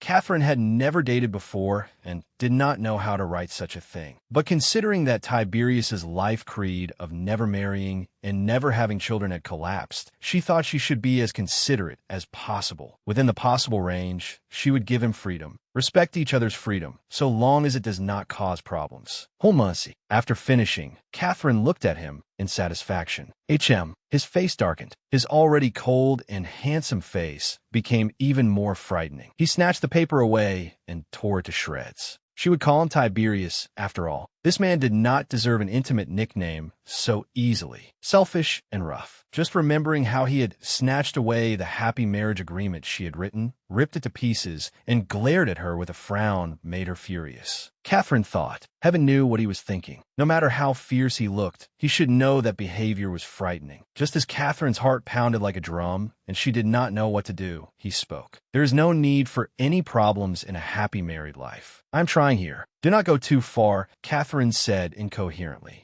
No need. Do not try. It will be best if you stayed away from me. Seeing you annoys me, Het said with a gloomy face. What did you say? Catherine shouted. He thought she was not trying for herself, but for him. Even if they were forced together because of the child, if they made an effort, perhaps they could become a healthy and affectionate couple. Yet Tiberius treated her as a nuisance and said there was no need for a happy marriage. Catherine understood that their marriage was unusual, but refusing even to try was too cold. I'm such a fool. I actually imagined having a happy marriage with a bastard like you, Catherine shouted. Huh? What an honor to be called a bastard by you, Het retorted. You infuriate me. We are not married yet, so do not speak informally. Use respectful speech. Catherine shouted. One, disgusting. Disgusting. Tiberius was 100 times more childish than Catherine had imagined. At his age, he was still a knight who did not understand compromise. Catherine angrily argued with him for over an hour before he left in resentment. Bastard, Catherine fumed. I'm truly worried about our future, Catherine thought. Things had been so hectic that she had not even had time to visit Casey's home. Mrs. Merrill had taken a long leave and left, so Casey must surely be lonely by herself. I will announce the wedding news, then spend the night at Casey's house. As she was thinking that, she suddenly froze upon seeing the person ahead. Why is Ansel here? Why is Ansel in front of Casey's house? Catherine thought. Could it be that, like the knights of the Speltan Empire who chose suicide when they lost their honor, Ansel had made the same decision? So he had come to say a final farewell to Casey. Thinking of that, Catherine could not help feeling nauseous. What would happen if Ansel died? She again recalled Casey's words. Brother Ansel is the one who saved your life. If he had not saved you, you would not be by my side now, right? That makes me very sad and afraid. If the Count had not taken in me and my mother, we might have died on the streets too. Is that not frightening? That is why I will be grateful to the Count for the rest of my life. He saved my life. Doing this is only natural. So you should also be grateful to Brother Ansel. You think so too, right? Catherine said. Memories surged in like a tide. Catherine found it hard to breathe. If Ansel truly killed himself, what would that make her? He had saved her life, and yet she had become the one who drove him to death. She thought, is he going to find Casey, or has he just come out after seeing her? If he confesses everything to Casey, what kind of eyes will she look at me with? Catherine, is Brother Ansel so insignificant in your heart? You said you liked him. You said he was your benefactor. How could you give up so easily? One day, you will abandon me like that too, won't you? Even though Casey had said nothing, Catherine could see her resentful expression before her eyes. A suffocating sensation rushed over her. I must stop him. No matter what, I must stop him, Catherine thought. If I cannot, I will kneel to Father or beg Tiberius. No matter what, I must stop him. Just as Catherine resolved herself and walked toward Ansel, Casey came out. The two looked at each other for a long while. Then Catherine could not believe her eyes. Ansel slowly embraced Casey and kissed her. Casey did not push him away. The kiss lasted a long time, as if they had known each other that way for ages. Catherine staggered back into the alley and hid. Her hands trembled, and her mind went blank. What had she just seen? Sobs sounded from inside the room. Wah, miss, please stop crying. Amy comforted her. Ugh, I will not eat. Please try this soup. Amy said again. How could someone like me be in the mood to eat? Catherine said with red eyes. Amy pulled Catherine up from the bed, scooped up soup with a spoon, and brought it to her lips. Catherine irritably swatted her hand away. Amy angrily set down the tray, put her hands on her hips, and said, I told you long ago that Casey was hiding something. Every day, it was Brother Ansel, Brother Ansel. It was not even him who saved you. Why did she keep praising him in front of you? 10 years of talking about your life-saving benefactor every time you met. Is that not manipulation? Hearing this, Catherine had nothing to say and continued crying. Amy continued. To put it plainly, even if Mrs. Merrill had not caught you back then, that sort of thing would not have happened. She was guilty, so she desperately held Ansel up. Look, just now she was even flaunting a man in front of you. They must have been together for a long time, Catherine said. Who knows? Only ghosts know when they got together. Amy beat her chest. Catherine felt as though she had been struck by lightning. The mysterious woman Ansel had longed for was actually Casey. Catherine's vision went dark, and her hands and feet turned cold. Then anger blazed up inside her. She wanted to rush to Casey's house at once and demand an explanation. But after calming down, Catherine became deeply confused. Casey had always tried to bring her and Ansel together. She had even flown into a rage when Catherine had someone else stand in for her wedding. Yet now she was secretly in love with him. What lay behind such contradictory behavior? Perhaps it was because Count Morrill would never accept Catherine, born a commoner, as the wife of his sole heir. They could only sneak around in secret. Would it be better to maintain contact with a close friend? To live like lovers with a complete stranger? What exactly was Casey thinking? I do not understand, Catherine thought. Just then, a maid suddenly announced that Tiberius had arrived. Before Catherine could stop her, Amy shoved him into the room. Tiberius, seeing Catherine crying on the bed like a tearful mess, he rushed over in shock. What happened? Why are you speaking so casually? Catherine said. Why are you crying? His brows knotted tightly. Tell me what happened. How could she say it? Was she supposed to say she had caught her close friend and her benefactor kissing passionately, and that she was intensely jealous because they could freely love each other? Moreover, she and Het were about to marry because of the child. Saying such things would only make him weary of her. Why do you say nothing? Do not tell me something really happened. Did you meet Ansel Morrill? Could it be by chance the same as last time? He questioned. And no, it is not like that, Catherine hurriedly said. Everyone has things they do not want to talk about, so do not pressure me with such a frightening face. After hearing this, Het fell silent. After a while, he suddenly sat beside Catherine. Is he worried about me? I never expected that, Catherine thought. But really, why did you come? Catherine asked. Het glanced at Catherine. Come home with me for a meal. He suddenly reached out and stroked Catherine's cheek. We will be living together sooner or later. It would be good to meet the people in my house in advance. But you do not seem well today. I will come another day. When both of them were sulking at each other, he had come all the way to where she lived and even suggested they share a meal. Catherine thought, he must be setting aside his pride and offering an olive branch to make peace. How long was she going to cling to the past and waste time? All right, Catherine said. Seeing him lower his pride and take the initiative to make peace, Catherine nodded. I will go. I have already lost 10 years. Shall I not look forward now? Catherine thought. Tiberius's home was more modest than Catherine had imagined. Though it was not as grand as the Grin estate, it was warm in just the right way. Welcome, my lady. The butler came forward to greet her. I am honored to meet you in person. I am Glenn, the butler. Nice to meet you. Stop that fake smile of yours. The two showed completely different attitudes. I cannot help it. They just made me this way. Glenn answered Het. That fake smile makes me sick. Just act normal. Oh, thank you for the compliment. The two bickered. It seems he is very casual with the servants in his home, Catherine thought. The cook, Sonia, welcomed Catherine like family. On the table was mild Hibernian cuisine. She had heard women there almost never suffered from morning sickness. Sonia had specially prepared light soup and salad for her. Miss Catherine, try this. I used all my skill, Sonia said. Sonia smiled as she served Catherine soup. Glenn helped Catherine settle into her seat. Ah, thank you, Glenn, Catherine thanked him. This was strange. She should have felt discomfort in her stomach now. Yet strangely, she did not feel nauseous at all. Catherine thought. Sonia seemed to see through Catherine's thoughts. I heard your morning sickness was severe, so I put special care into today's meal. I hope it suits your taste. I come from a northern country called Hibernia. The dishes there are not heavily seasoned when eaten. Perhaps that is why Hibernian women rarely suffer from morning sickness. Glenn, bring the tea I brewed earlier. It goes perfectly with Hibernian-style salad, Sonia instructed. Glenn answered and went off. And you? She pointed at Het, whose face was gloomy. Stop sulking. I told you beforehand that because Madame's morning sickness is severe, I could not prepare me. Seeing Tiberius pout like a child being scolded by his mother, Catherine could not help laughing. Is there truly no way to prepare something separately for me? Het persisted. No, Sonia refused. Being picky is bad for you, Master, Glenn said with a smile. No, this is not being picky, Het argued. Catherine scooped a spoonful of soup into her mouth. It is delicious. She was amazed. The soup tasted unexpectedly good. There was no harshness at all. Sonia clapped proudly. I am glad you like it. From now on, I will make Hibernian meals for you every day. This lady is truly too adorable, Sonia praised, standing beside the young master. She looks so small and delicate. What should we do? How can someone be as white as snow and as cute as a rabbit? If the baby resembles this lady, whether it is a boy or a girl, it will be unbelievably adorable. Compared to the master? Glenn asked.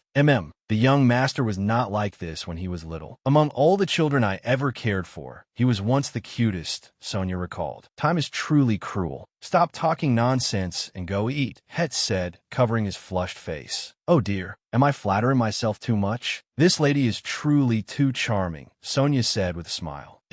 Not all, Het said after thinking for a moment. Then please enjoy your meal. If you need anything, just call me, Sonia said warmly. All right, Catherine answered. Somehow, Sonia's warm company and gentle voice made Catherine think of her mother, though Sonia did not look like her. If her mother were still alive, she would probably be around Sonia's age. Her mother had married the person she loved most in the world. Out of that love, she had given birth to Catherine, her greatest happiness. She had hoped Catherine would grow up and one day find the same happiness for herself. I am sorry, Mother. I grew up, but I have never experienced love like other people. Far from marrying the person I love, 2 months ago, I did not even know the man I am about to marry. Even after marriage, love was unlikely to bloom. She was entangled with a reckless and cold man. This was unfair. What did she lack to deserve a loveless marriage? Even Ansel and Casey had their sweet romance. Why was she the only one without it? Madam Grint, is something wrong? That gentle voice surfaced beside her ear again. Why had her emotions been so easily stirred these days? I will not, Catherine suddenly said. What is it? Het asked. I will not go through with this marriage, Catherine suddenly shouted. What? Het was startled. Madam Grint, what are you saying? Exactly what I said. I no longer intend to marry. I feel too sorry for myself to go through with this. Catherine rose from her seat. With a bang, Het suddenly slammed his hand on the table. Catherine jumped in fright. Catherine Grint, he shouted. Sit down. He walked toward Catherine. What? Catherine backed away in fear. Tiberius suddenly took out a stack of documents. He slapped the documents onto the table.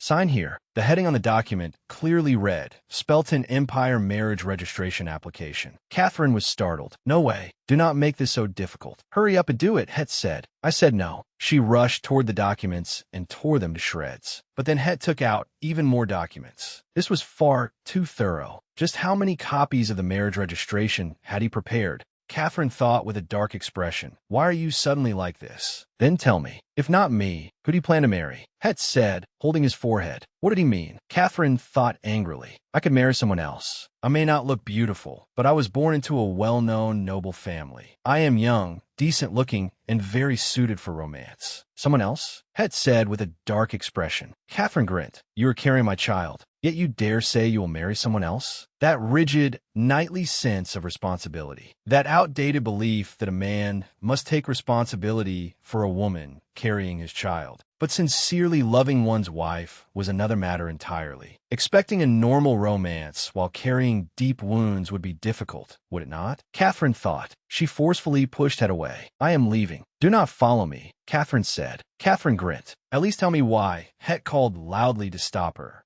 Catherine said slowly. Then her words became a shout. I do not want a loveless marriage. Then Catherine prepared to leave quickly, leaving Het standing in place. What, Miss Grint? Sorry, I was distracted just now. Catherine was currently at Henna Salon. It was a social gathering where noble young ladies met regularly. She had not attended in a long time because of recent matters. This time, it had been her father's idea. Before the news of Catherine and Tiberius's hasty engagement spread, he wanted to lay groundwork for the image that they had fallen in love freely. I have to lie here and say Tiberius and I are passionately in love and about to become engaged. I also have to invent lies about how considerate he is. Though this goes against my conscience, Catherine thought. By the way, Miss Grint, it has been so long. Have you been busy? The one speaking was Miss Everglade, daughter of a viscount, nicknamed the Winged Hummingbird. She was the main reason Catherine had come here. Today's conversation would spread through the entire capital through her. A little. It is somewhat embarrassing, but I'm seeing someone rather good, Catherine said. Oh, who is it? The 5 young ladies in the salon all looked at Catherine in surprise. Mr. Tiberius Het, who serves in the Imperial Night Order, Catherine said. Shit, goodness, that Tiberius Het? The young ladies began chattering all at once. Ah, yes, it was the expected reaction. Catherine smiled awkwardly and nodded. He is currently the most attractive man in the capital. How exactly did you two meet? Hurry, tell us, Miss Everglade asked. We met through my brother, Catherine answered evasively. Oh my, incredible. He is the most sought-after man in the capital right now. I heard so many ladies are interested in him. So the reason he never looked at anyone else was because of Miss Grint, one lady said. Ah, and no, not at all. Haha, how awkward. The most sought-after man in the capital was being forced to marry her because of child. She suddenly somewhat understood the maddened look he had worn when he tore up the happy agreement. Catherine thought, in truth, he was not that outstanding, and she did not even know whether they would truly marry. But for the family's image, she might as well fill her mouth with lies. Catherine thought, ugh, this really feels unpleasant. Then, Madame Grint, have you properly resolved the matter with Sir Morrel? Everglade said. Miss Everglade. Honestly, the other young ladies also began speaking. There is nothing to resolve. Madame Grint has already endured too much. Exactly, Madame Everglade. Come now, what is there to resolve? Do you not even know what Madame Grint went through? Just because she liked him does not mean she did not suffer. We all saw it. Do you remember that rainy day? She called and asked if he could come pick her up, but he only sent a carriage, and an empty one at that. Honestly, what kind of person does not even appear himself? He clearly did not care at all. The young ladies spoke up for Catherine one after another. I would rather forget that pitiful period of my life, Catherine thought, wanting to cry. By the way, Miss Grint. Miss Everglade suddenly hesitated. The other young ladies also looked at Catherine with shining eyes. We heard, at the last night gathering held at Count Grint's estate, the whole capital is now talking about it. Mr. Het requested a débarrage duel against Mr. Morrel and won. Ah, we are terribly curious. Was it a duel between men for your sake, with the loser withdrawing? Otherwise, why would he request a duel and win? The other ladies nodded one after another. I have been wondering when someone would bring that up, Catherine thought. We are terribly curious. Was it a duel between men for your sake, with the loser withdrawing? Otherwise, why would he request a duel and win? The other ladies nodded one after another. No, then why? The young ladies asked one by one. I do not know either. And a débarrage duel is, in principle, meant to conceal its circumstances. It would not be polite to dig into a matter that violates the rules, Catherine said. The young ladies all expressed understanding. Seeing that she seemed to know but refused to say more, they were disappointed but could only nod. By the way, why has Miss Brown not come? Last time I came, she had also not appeared in a long while. Is she unwell? Catherine changed the subject. It had only been a casual question, but she discovered that the young lady's expressions had turned strange. Miss Grint, have you not heard those rumors? One lady said. Heard what? Catherine asked in confusion. Miss Everglade lifted both hands and made a gesture around her abdomen. Miss Brown is pregnant. Hearing this, Catherine, who had been drinking tea, spat it out. What? Catherine was shocked. Goodness, Sybil Brown? Truly? She was still an unmarried young lady and not yet of age. This was too shocking. It seemed she wanted to hide it and stay home all the time. Last time, Miss Cindley happened to run into her taking air in the suburbs. What happened? Catherine's shock seemed to interest Miss Cindley, who took up the story. She was terribly frightened. When asked who her lover was, she refused to say. It must be some unspeakable relationship. She said she would give birth to the child and raise it herself. Completely insane. What? She does not know who the child's father is? Only the Brown family knows, I suppose. Perhaps the other party did not want to take responsibility and ran away. After all, if he were an ordinary nobleman who would seriously date a young lady from the Brown family, which is nothing but a name, he was probably just playing with her. Fortunately, she stopped going out after becoming pregnant. Out of sight, out of mind. To be honest, she was never really one of us to begin with. How did she get into the salon back then? Probably luck. Thinking of Sybil Brown, she was an excessively kind girl. Back then, after Madame Mira, the salon hostess, recommended a book, they had gotten to know her by chance, and she joined them. Remembering how Sybil had only blushed shyly whenever asked about her lover, Catherine was deeply shocked. She was pregnant, and the father had run away? Was that not absurd? You know, women should be proper and composed, not sleep with people casually. She clearly did not think things through. Goodness, perhaps that man came from a prestigious family. Perhaps she thought this was an opportunity to change her life. She is too stupid. How is she going to prove it is his child? What did she think would happen? She makes all women share in her shame. The young ladies chattered all at once. So she was pregnant. That man had run away, and these people found it amusing? Catherine thought. She set down her cup abruptly. Is it wrong to trust someone? Catherine said loudly. The 5 young ladies all looked at Catherine at once. How could Miss Brown have known the man would run away? You say she wanted to use the child to climb upward, when you clearly know she is not that kind of person. Your words are too much. Enough. If you cannot show her even a little sympathy, then at least do not humiliate her, saying that stupidity worsens women's image. Are you truly women yourselves? Catherine continued,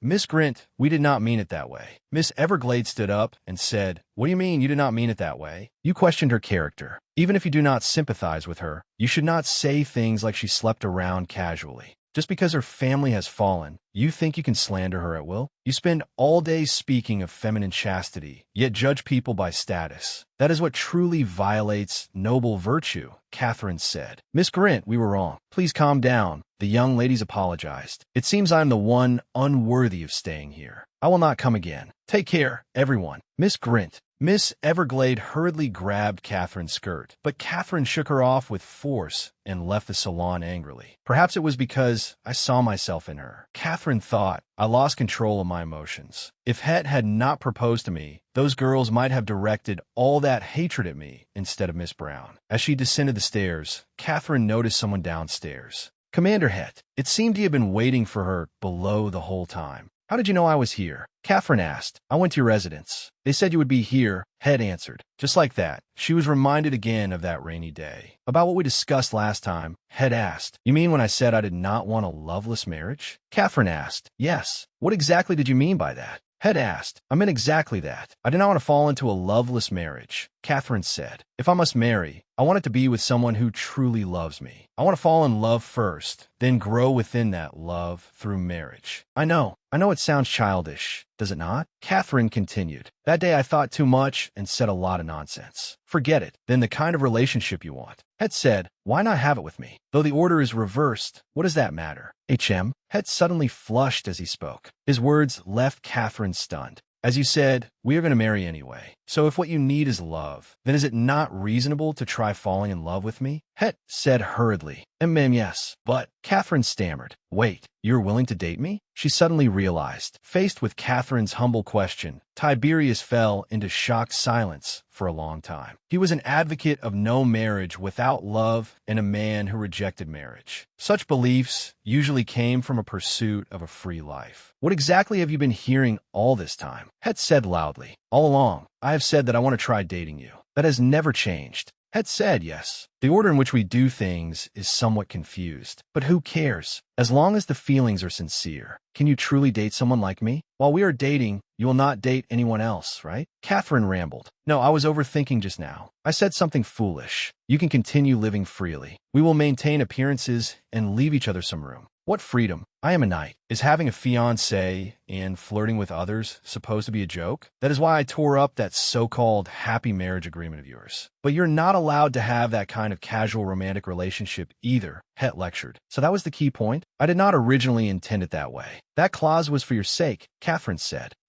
You're going to drive me insane. Truly, Het said. What did you just say? Catherine said threateningly. Goodness gracious. Hearing the word love from the mouth of this man who sneered at marriage and had even bluntly proposed being partners was truly unexpected. Though it was not the answer she had initially hoped for, it somehow fit with her own desire to try dating. This man, who found even romantic games troublesome, had agreed so readily. Hidden within his knightly spirit was such thoughtfulness. Then we'll count today as the first day, Catherine said as she wiped away the red ink from the seal with a wet cloth. Amy was even more excited than Catherine. Of course it counts as the first day. My goodness, it's the first time you've officially had a boyfriend, miss. Though it isn't the traditional order of romance, and it may be meaningless, this is the only kind of love I can have as a noble lady. Trust me, miss. Lord Het is the best man. I have such a good eye for people, don't I? Amy said. I trust you, Catherine said. Come to think of it, what are these? Catherine asked, looking at the letters on the table. Greetings from the upper circles. Madame Merrill asked me to pick out the ones that need replies. I put it off until now. Oh, right. Madame Merrill will be back soon, won't she? Catherine asked. Yes, in 3 days. Amy said, oh dear. We chatted so much I forgot the time. I need to sort these greeting cards quickly. Amy scratched her head. As Amy began organizing the pile of cards, I idly flipped through them. Brewer's Sausages, Madame Bivar's Antique Interiors, Kitchen Grocers, Silent Wheel. The shop names were all strange. When a new year arrives, trading companies that do business with our family send thank you letters. And we only send replies to those with whom we intend to continue working. In the past, this had always been an internal family matter handled by my mother. After she passed away, Madame Merrill had taken over the task. Shall I help? Catherine asked. Miss, you'd better not. You don't even know where we order our food supplies from or where we buy our kitchen utensils. To be honest, I have no idea. I was just bored, Catherine said. I thought as much, Amy said in a triumphant tone.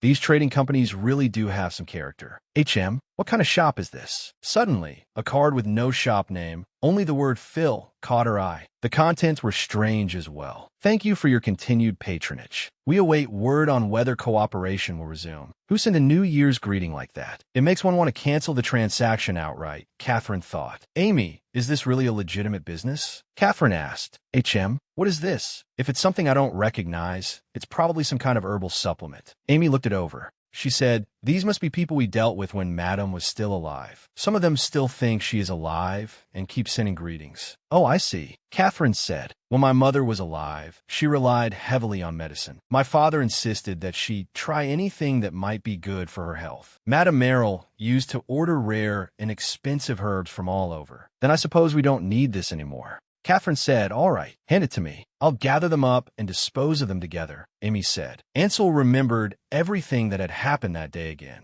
after he and Casey had kissed passionately. Hold on a little longer. Brother, why are you so weak? I'll take care of it. I'll go see Catherine. Don't lose heart. Only you could destroy that bastard. Right, Catherine? Though Casey had repeated sweet words to him, Ansel kept thinking back to that day. Who do you think is the person who can love me? Casey said. Catherine's husband had to be him. It could only be him. Ansel forced down the darkness in his heart. If you weren't Catherine's man, I don't think I would ever have fallen in love with you. Ansel thought, of course, that is how it should be, enduring his headache. That position belongs to me. The words spoken to Catherine at Henna's salon that day circled in Ansel's mind. When he left Catherine's house, what filled his head was not his lover's lovely appearance, but Catherine's final expression. Didn't you say there was no training today? Brother, I think this suits you. Why must we marry just because marriage is mentioned? Why can't we date first? He had thought a relationship that had lasted the same way for 10 years would not have problems. Even if he drew a clear line, as long as he coaxed her, she would follow behind him as she always had. I still think canceling the wedding is the best choice. Ansel was utterly confused. Catherine's sudden change in attitude made him agitated. He knew how to be loved, but not how to love. His clumsy actions had brought a bleak result. Don't tell me Tiberius Head, that superior officer who once had no connection with him or with Catherine, had complicated feelings for Catherine in his eyes that went far beyond a knight's respect for a lady. That warning still left him uneasy. And yet, what he said to me that day was, if you dare lay a hand on that woman again, I'll cut everything off and make sure you can never do such a thing again. That was not merely a knight's warning not to harass a lady. Damn it, when on earth did those two at the Grint Count's residence? Casey walked in a hurry. Well, look who it is. Isn't this Casey? It's been a long time. Count Grint said, wait, isn't Merrill coming back tomorrow? Let's have a meal together to celebrate her return. He spoke on his own. Isn't that right? Catherine raised a smile toward Count Grint, while curses surged in her heart. How disgusting and utterly nauseating. To others, this would make him appear kind and generous. In truth, he was only desperately covering for his shameful wife and daughter. If he was merely going to show perfunctory affection, he would have been better off doing nothing from the beginning. How ridiculous, celebrating the return of a maid from abroad. Catherine loathed the Count's hypocritical, fatherly kindness. If not for him, she would always be reduced to a hidden existence, only able to hover humbly at Catherine's side. No, I have to go home and prepare to welcome my mother. Anyway, Merrill will come to our house first. You're with Kathy today anyway. Oh dear, that little troublemaker must have plenty she wants to say to you. The Count said, little troublemaker? What has she done now? Go ask her yourself. She must be waiting for you. The Count looked toward Catherine's room on the second floor and smiled slyly, but his eyes were filled with genuine affection. If only that were true, then I wouldn't be so hurt. I wouldn't have this urge for revenge. Then I'll go look in Catherine's room now, Casey said. All right, I hope you have a wonderful time together. The Count said, the pain I felt whenever I was beside the noble daughter, Catherine grinned. Mother once said that whenever she saw the Count together with the Countess, she felt the same way. Casey thought, but Mother overcame her grief and humiliation in her own way. Now it is my turn. I will take revenge on the Count in my own way too. I'm planning to wear a burgundy dress. This should go well with it. Oh dear, will it look too dark? When the door opened, Catherine and Amy were choosing jewelry in front of the mirror. The table was covered in expensive ornaments. When the door opened, Catherine and Amy were choosing jewelry in front of the mirror. The table was covered in expensive ornaments. Casey cleared her throat. Catherine, oh, you're here. Wait a moment. Catherine did not even turn her head, her attitude strangely perfunctory. This one or this one? Both are pretty, but the ruby suits your complexion better, miss. The two of them clearly knew she was there, yet they chatted and laughed as if no one else were present. Does this one look better? Or this one? Catherine asked. Both are very beautiful, but I think the ruby suits you better than the pearl, Amy said. Really? Then I'll choose the ruby, Catherine said. Casey felt a sourness in her heart. Catherine, I came because I need to talk to you. It's about Brother Ansel. Casey took the initiative and strode forward. Brother Ansel? What about him? Catherine said in an indifferent tone. Oh, before that, I also have something I want to talk about. Catherine finally turned around and pushed an invitation over. I'm getting married. Catherine's casual words made Casey's expression change abruptly. This was something Casey had not expected. What do you mean? Casey tore open the invitation with trembling hands. When the name Tiberius Het came into view, she nearly fainted. You know him, the most sought-after man in the capital. He's a suitable match for our family as well. Father was surprised at first, but now he likes him very much. Much better than Brother Ansel, right? Amy, I didn't intend to enter marriage so hastily. But he was so eager to marry as soon as possible that I couldn't refuse him. Kathy, you startled me. Why are you shouting? Catherine rested her chin on her hand and smiled ambiguously.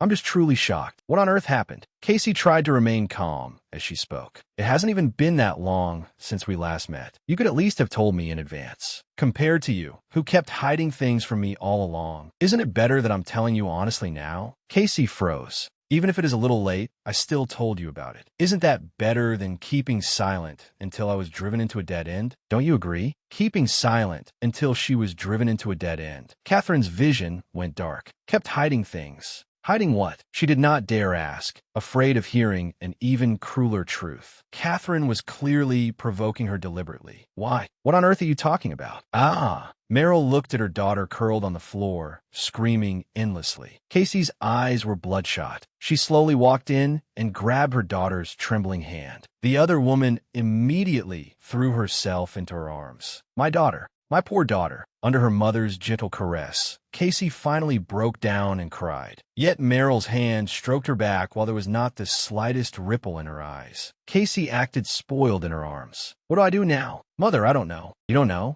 Meryl suddenly slapped her. I told you your mother's life was ruined by you. You must pay it back, mustn't you? Our poor child. Didn't I tell you? I hated that woman who took my place. Didn't I tell you? It was pitiful that I raised you all alone. Didn't you say you could only watch Ansel from afar, yet could not call him father? Didn't you say you felt wronged? She lived an elegant life, thriving more and more, lacking nothing. But outside, they called you a fatherless child. You said that was so unfair. My darling. She suddenly seized her daughter's hair. Casey tilted backward from the pain. Meryl stared at her pale face, her expression turning cold and warm by turns. Why are you nothing like me? Ugh, Catherine, my child, you have always been ruining my life. So you must pay it back, yes? Our poor child. She released her hand and gently stroked her daughter's back again. Casey hurriedly nodded. Yes, I will, mother. The empire exploded with uproar. The top news was the rumor about Ansel Morel, the sole heir of Count Morel's family. At the Grint Count's residence, he had fought a débarrage duel with Tiberius Het, commander of the Imperial Knight Order. It was definitely not to plead for a subordinate. Rumors spread everywhere. People speculated about the reason for the duel and wondered how Ansel, who had lost his knightly honor, would carry himself. At that very moment, news arrived today. Catherine Grint,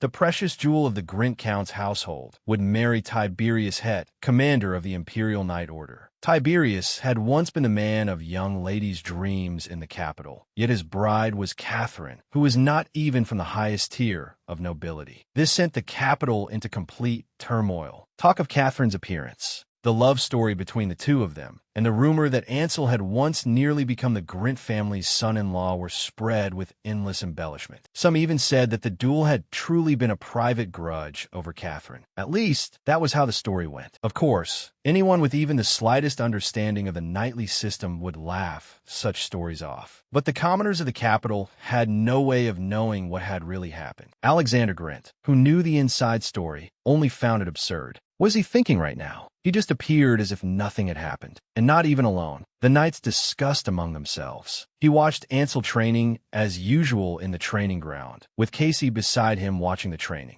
Ansel Morrill really is shameless. If gossip could save your life, you should have stayed at home. What are you doing showing your face in public? And you even brought Casey with you. What is this? Wow, but she really is beautiful. The two of them look quite well matched together. Still, what exactly is going on between her and Morrill? The knights spoke one after another. He has not been broken up with Miss Grint for long, and he already has a new lover? One knight asked. Maybe they're just acquaintances. Alexander was staring at the thick-skinned Ansel when someone lightly patted his shoulder. He turned back and saw his superior officer, who lately had been smiling so broadly his mouth almost reached his ears. Commander, what is it? Grint had asked. Me? I was just preparing to return home after training. However, Alexander choked on the awkward form of address and jerked his chin to the side. Ansel was training as though nothing had happened, with Casey beside him. Tiberius shrugged. I expected it. Don't worry. All right, when you return home, give this to Catherine for me. He handed over a small box stamped with a dessert shop's logo. What's this? Alexander asked. I bought it at number 11 Bout Street. A new Mont Blanc Castella from Chocolate Pom Pom Bakery. She said she wanted to eat it. By the time I finish training, it will probably be too late. Het said. Alexander raised his brows with a dry smile and accepted the box. Brother Alex. A familiar voice came from behind him. Casey approached with a bright smile. Oh, Casey, are you enjoying the visit? Alexander asked. Very much. But Casey glanced toward Tiberius. This must be the commander, right? Catherine's, yes. This is our commander. And also Catherine's. Alexander introduced him. I know. Casey smiled gently. Catherine has been busy with the wedding lately, so she hasn't had a chance to formally introduce us. Fortunately, I met you here. I am Casey Bennington. If you don't mind, Lord Het, could I borrow a little of your time? Casey suddenly withdrew her smile. Catherine has been busy with the wedding lately, so she hasn't had a chance to formally introduce us. Fortunately, I met you here. I am Casey Bennington. I'm glad we finally have the chance to speak today. Oh, you're my wife's friend. Tiberius still smiled, so broadly the corners of his mouth bloomed like flowers. He lifted Casey's hand and kissed it. Tiberius Het, it is an honor to meet you.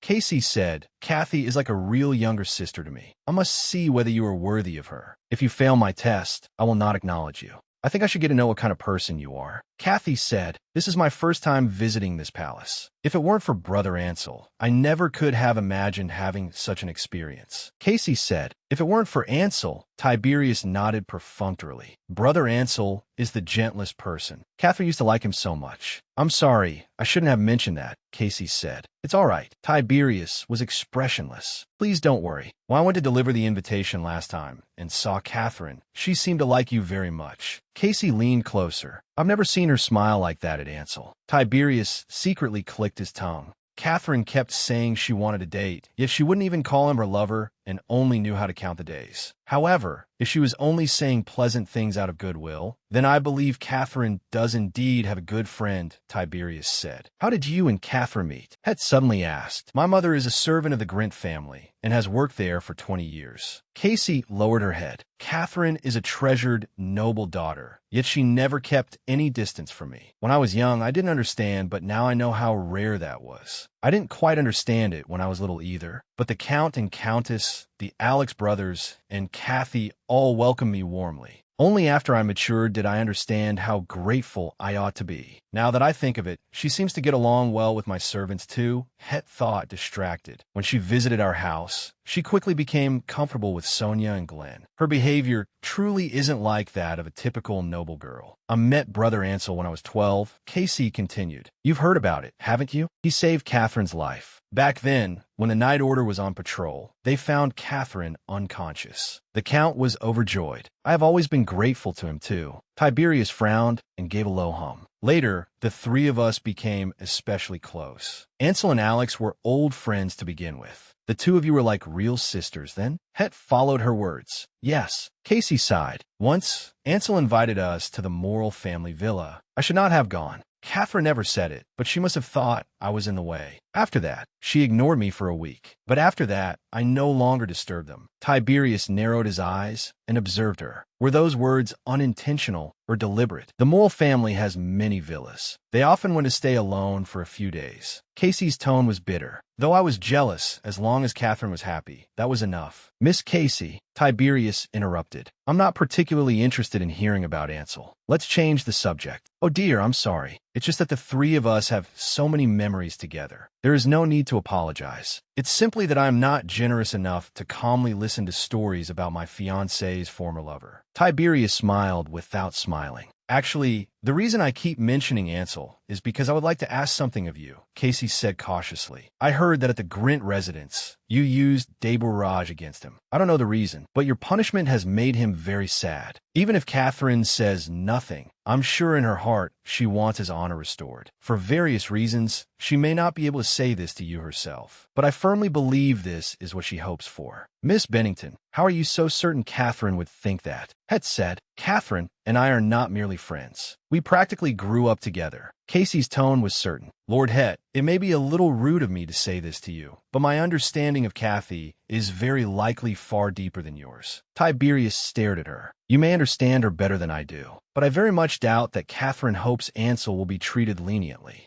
I'm not sure when they ended that relationship, but given that they were once close, anything could have happened between them. Casey replied, what happened between Brother Ansel and Catherine, I do not think it is an issue that should be handled in the context of knightly honor. It is merely a personal matter between the two of them. Miss Casey, Tiberius interrupted and gave a cold laugh. Do you know which knightly code Ansel violated? Casey's expression changed slightly. I was truly worried at the time, so I asked Brother Ansel about it. Is there a problem? No need. In any case, no one else knows. Ansel himself won't go around telling people either. However, Tiberius stepped closer. You know what happened in the residence, yet you still plead for him. Just because they were once lovers, and because you think Catherine thinks the same way? Something was wrong. It had been wrong ever since she kept mentioning Ansel. Was this woman truly foolish, or was she deliberately sowing discord? Het thought. I wondered whether she was merely a thoughtless friend, or whether she was intentionally driving a wedge between Catherine and me. After listening longer, the situation became clear. It was definitely the latter. Do you truly care about Catherine? Het asked. What do you mean? Casey said, Catherine can be very naive at times, even foolish, but in my eyes, she is adorable. Tiberius stood up, his expression hard and cold. But letting someone who tried to assault her remain her friend for 10 years is an utterly foolish choice. Perhaps I judged you too hastily, Miss Bennington.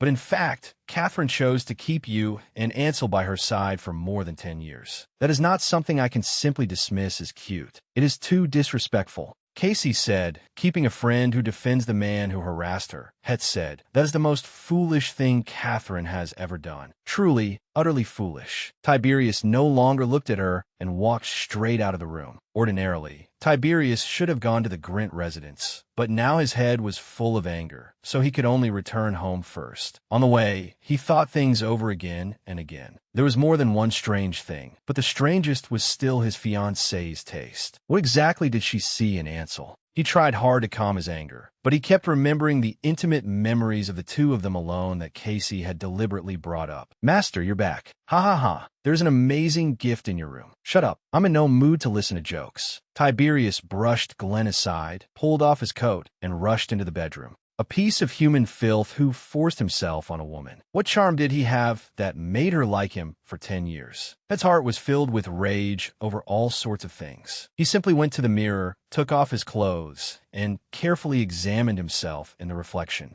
What exactly made Catherine mistake me for Ansel that day? If she truly doesn't remember that incident at all, that would be one thing. Het thought, if I had known earlier it would become like this, I would have acted myself long ago. And much sooner. I would have gone directly to Count Grin himself. Huh, how childish. He turned and laughed at himself. Catherine, he suddenly stopped in his tracks. Sitting on the bed was clearly Catherine, who should have been at the Grint residence, holding a half-eaten Mont Blanc Castella in her hands. The silver fork fell onto the plate with a clang. Both of them froze at the same time. Catherine had intended to hide here and startle him, but instead she saw his half-naked upper body, his broad chest covered in scars fully exposed. Why are you here? Tiberius was shocked. You didn't come to see me, so I came here, Catherine said, looking away. What's the point of just sending a cake? She pretended to look at the cake, but out of the corner of her eye, she could not help drifting toward him. He suddenly walked toward Catherine. His broad shoulders, solid muscles, and crisscrossing scars were shocking to behold. Knife wounds, sword wounds,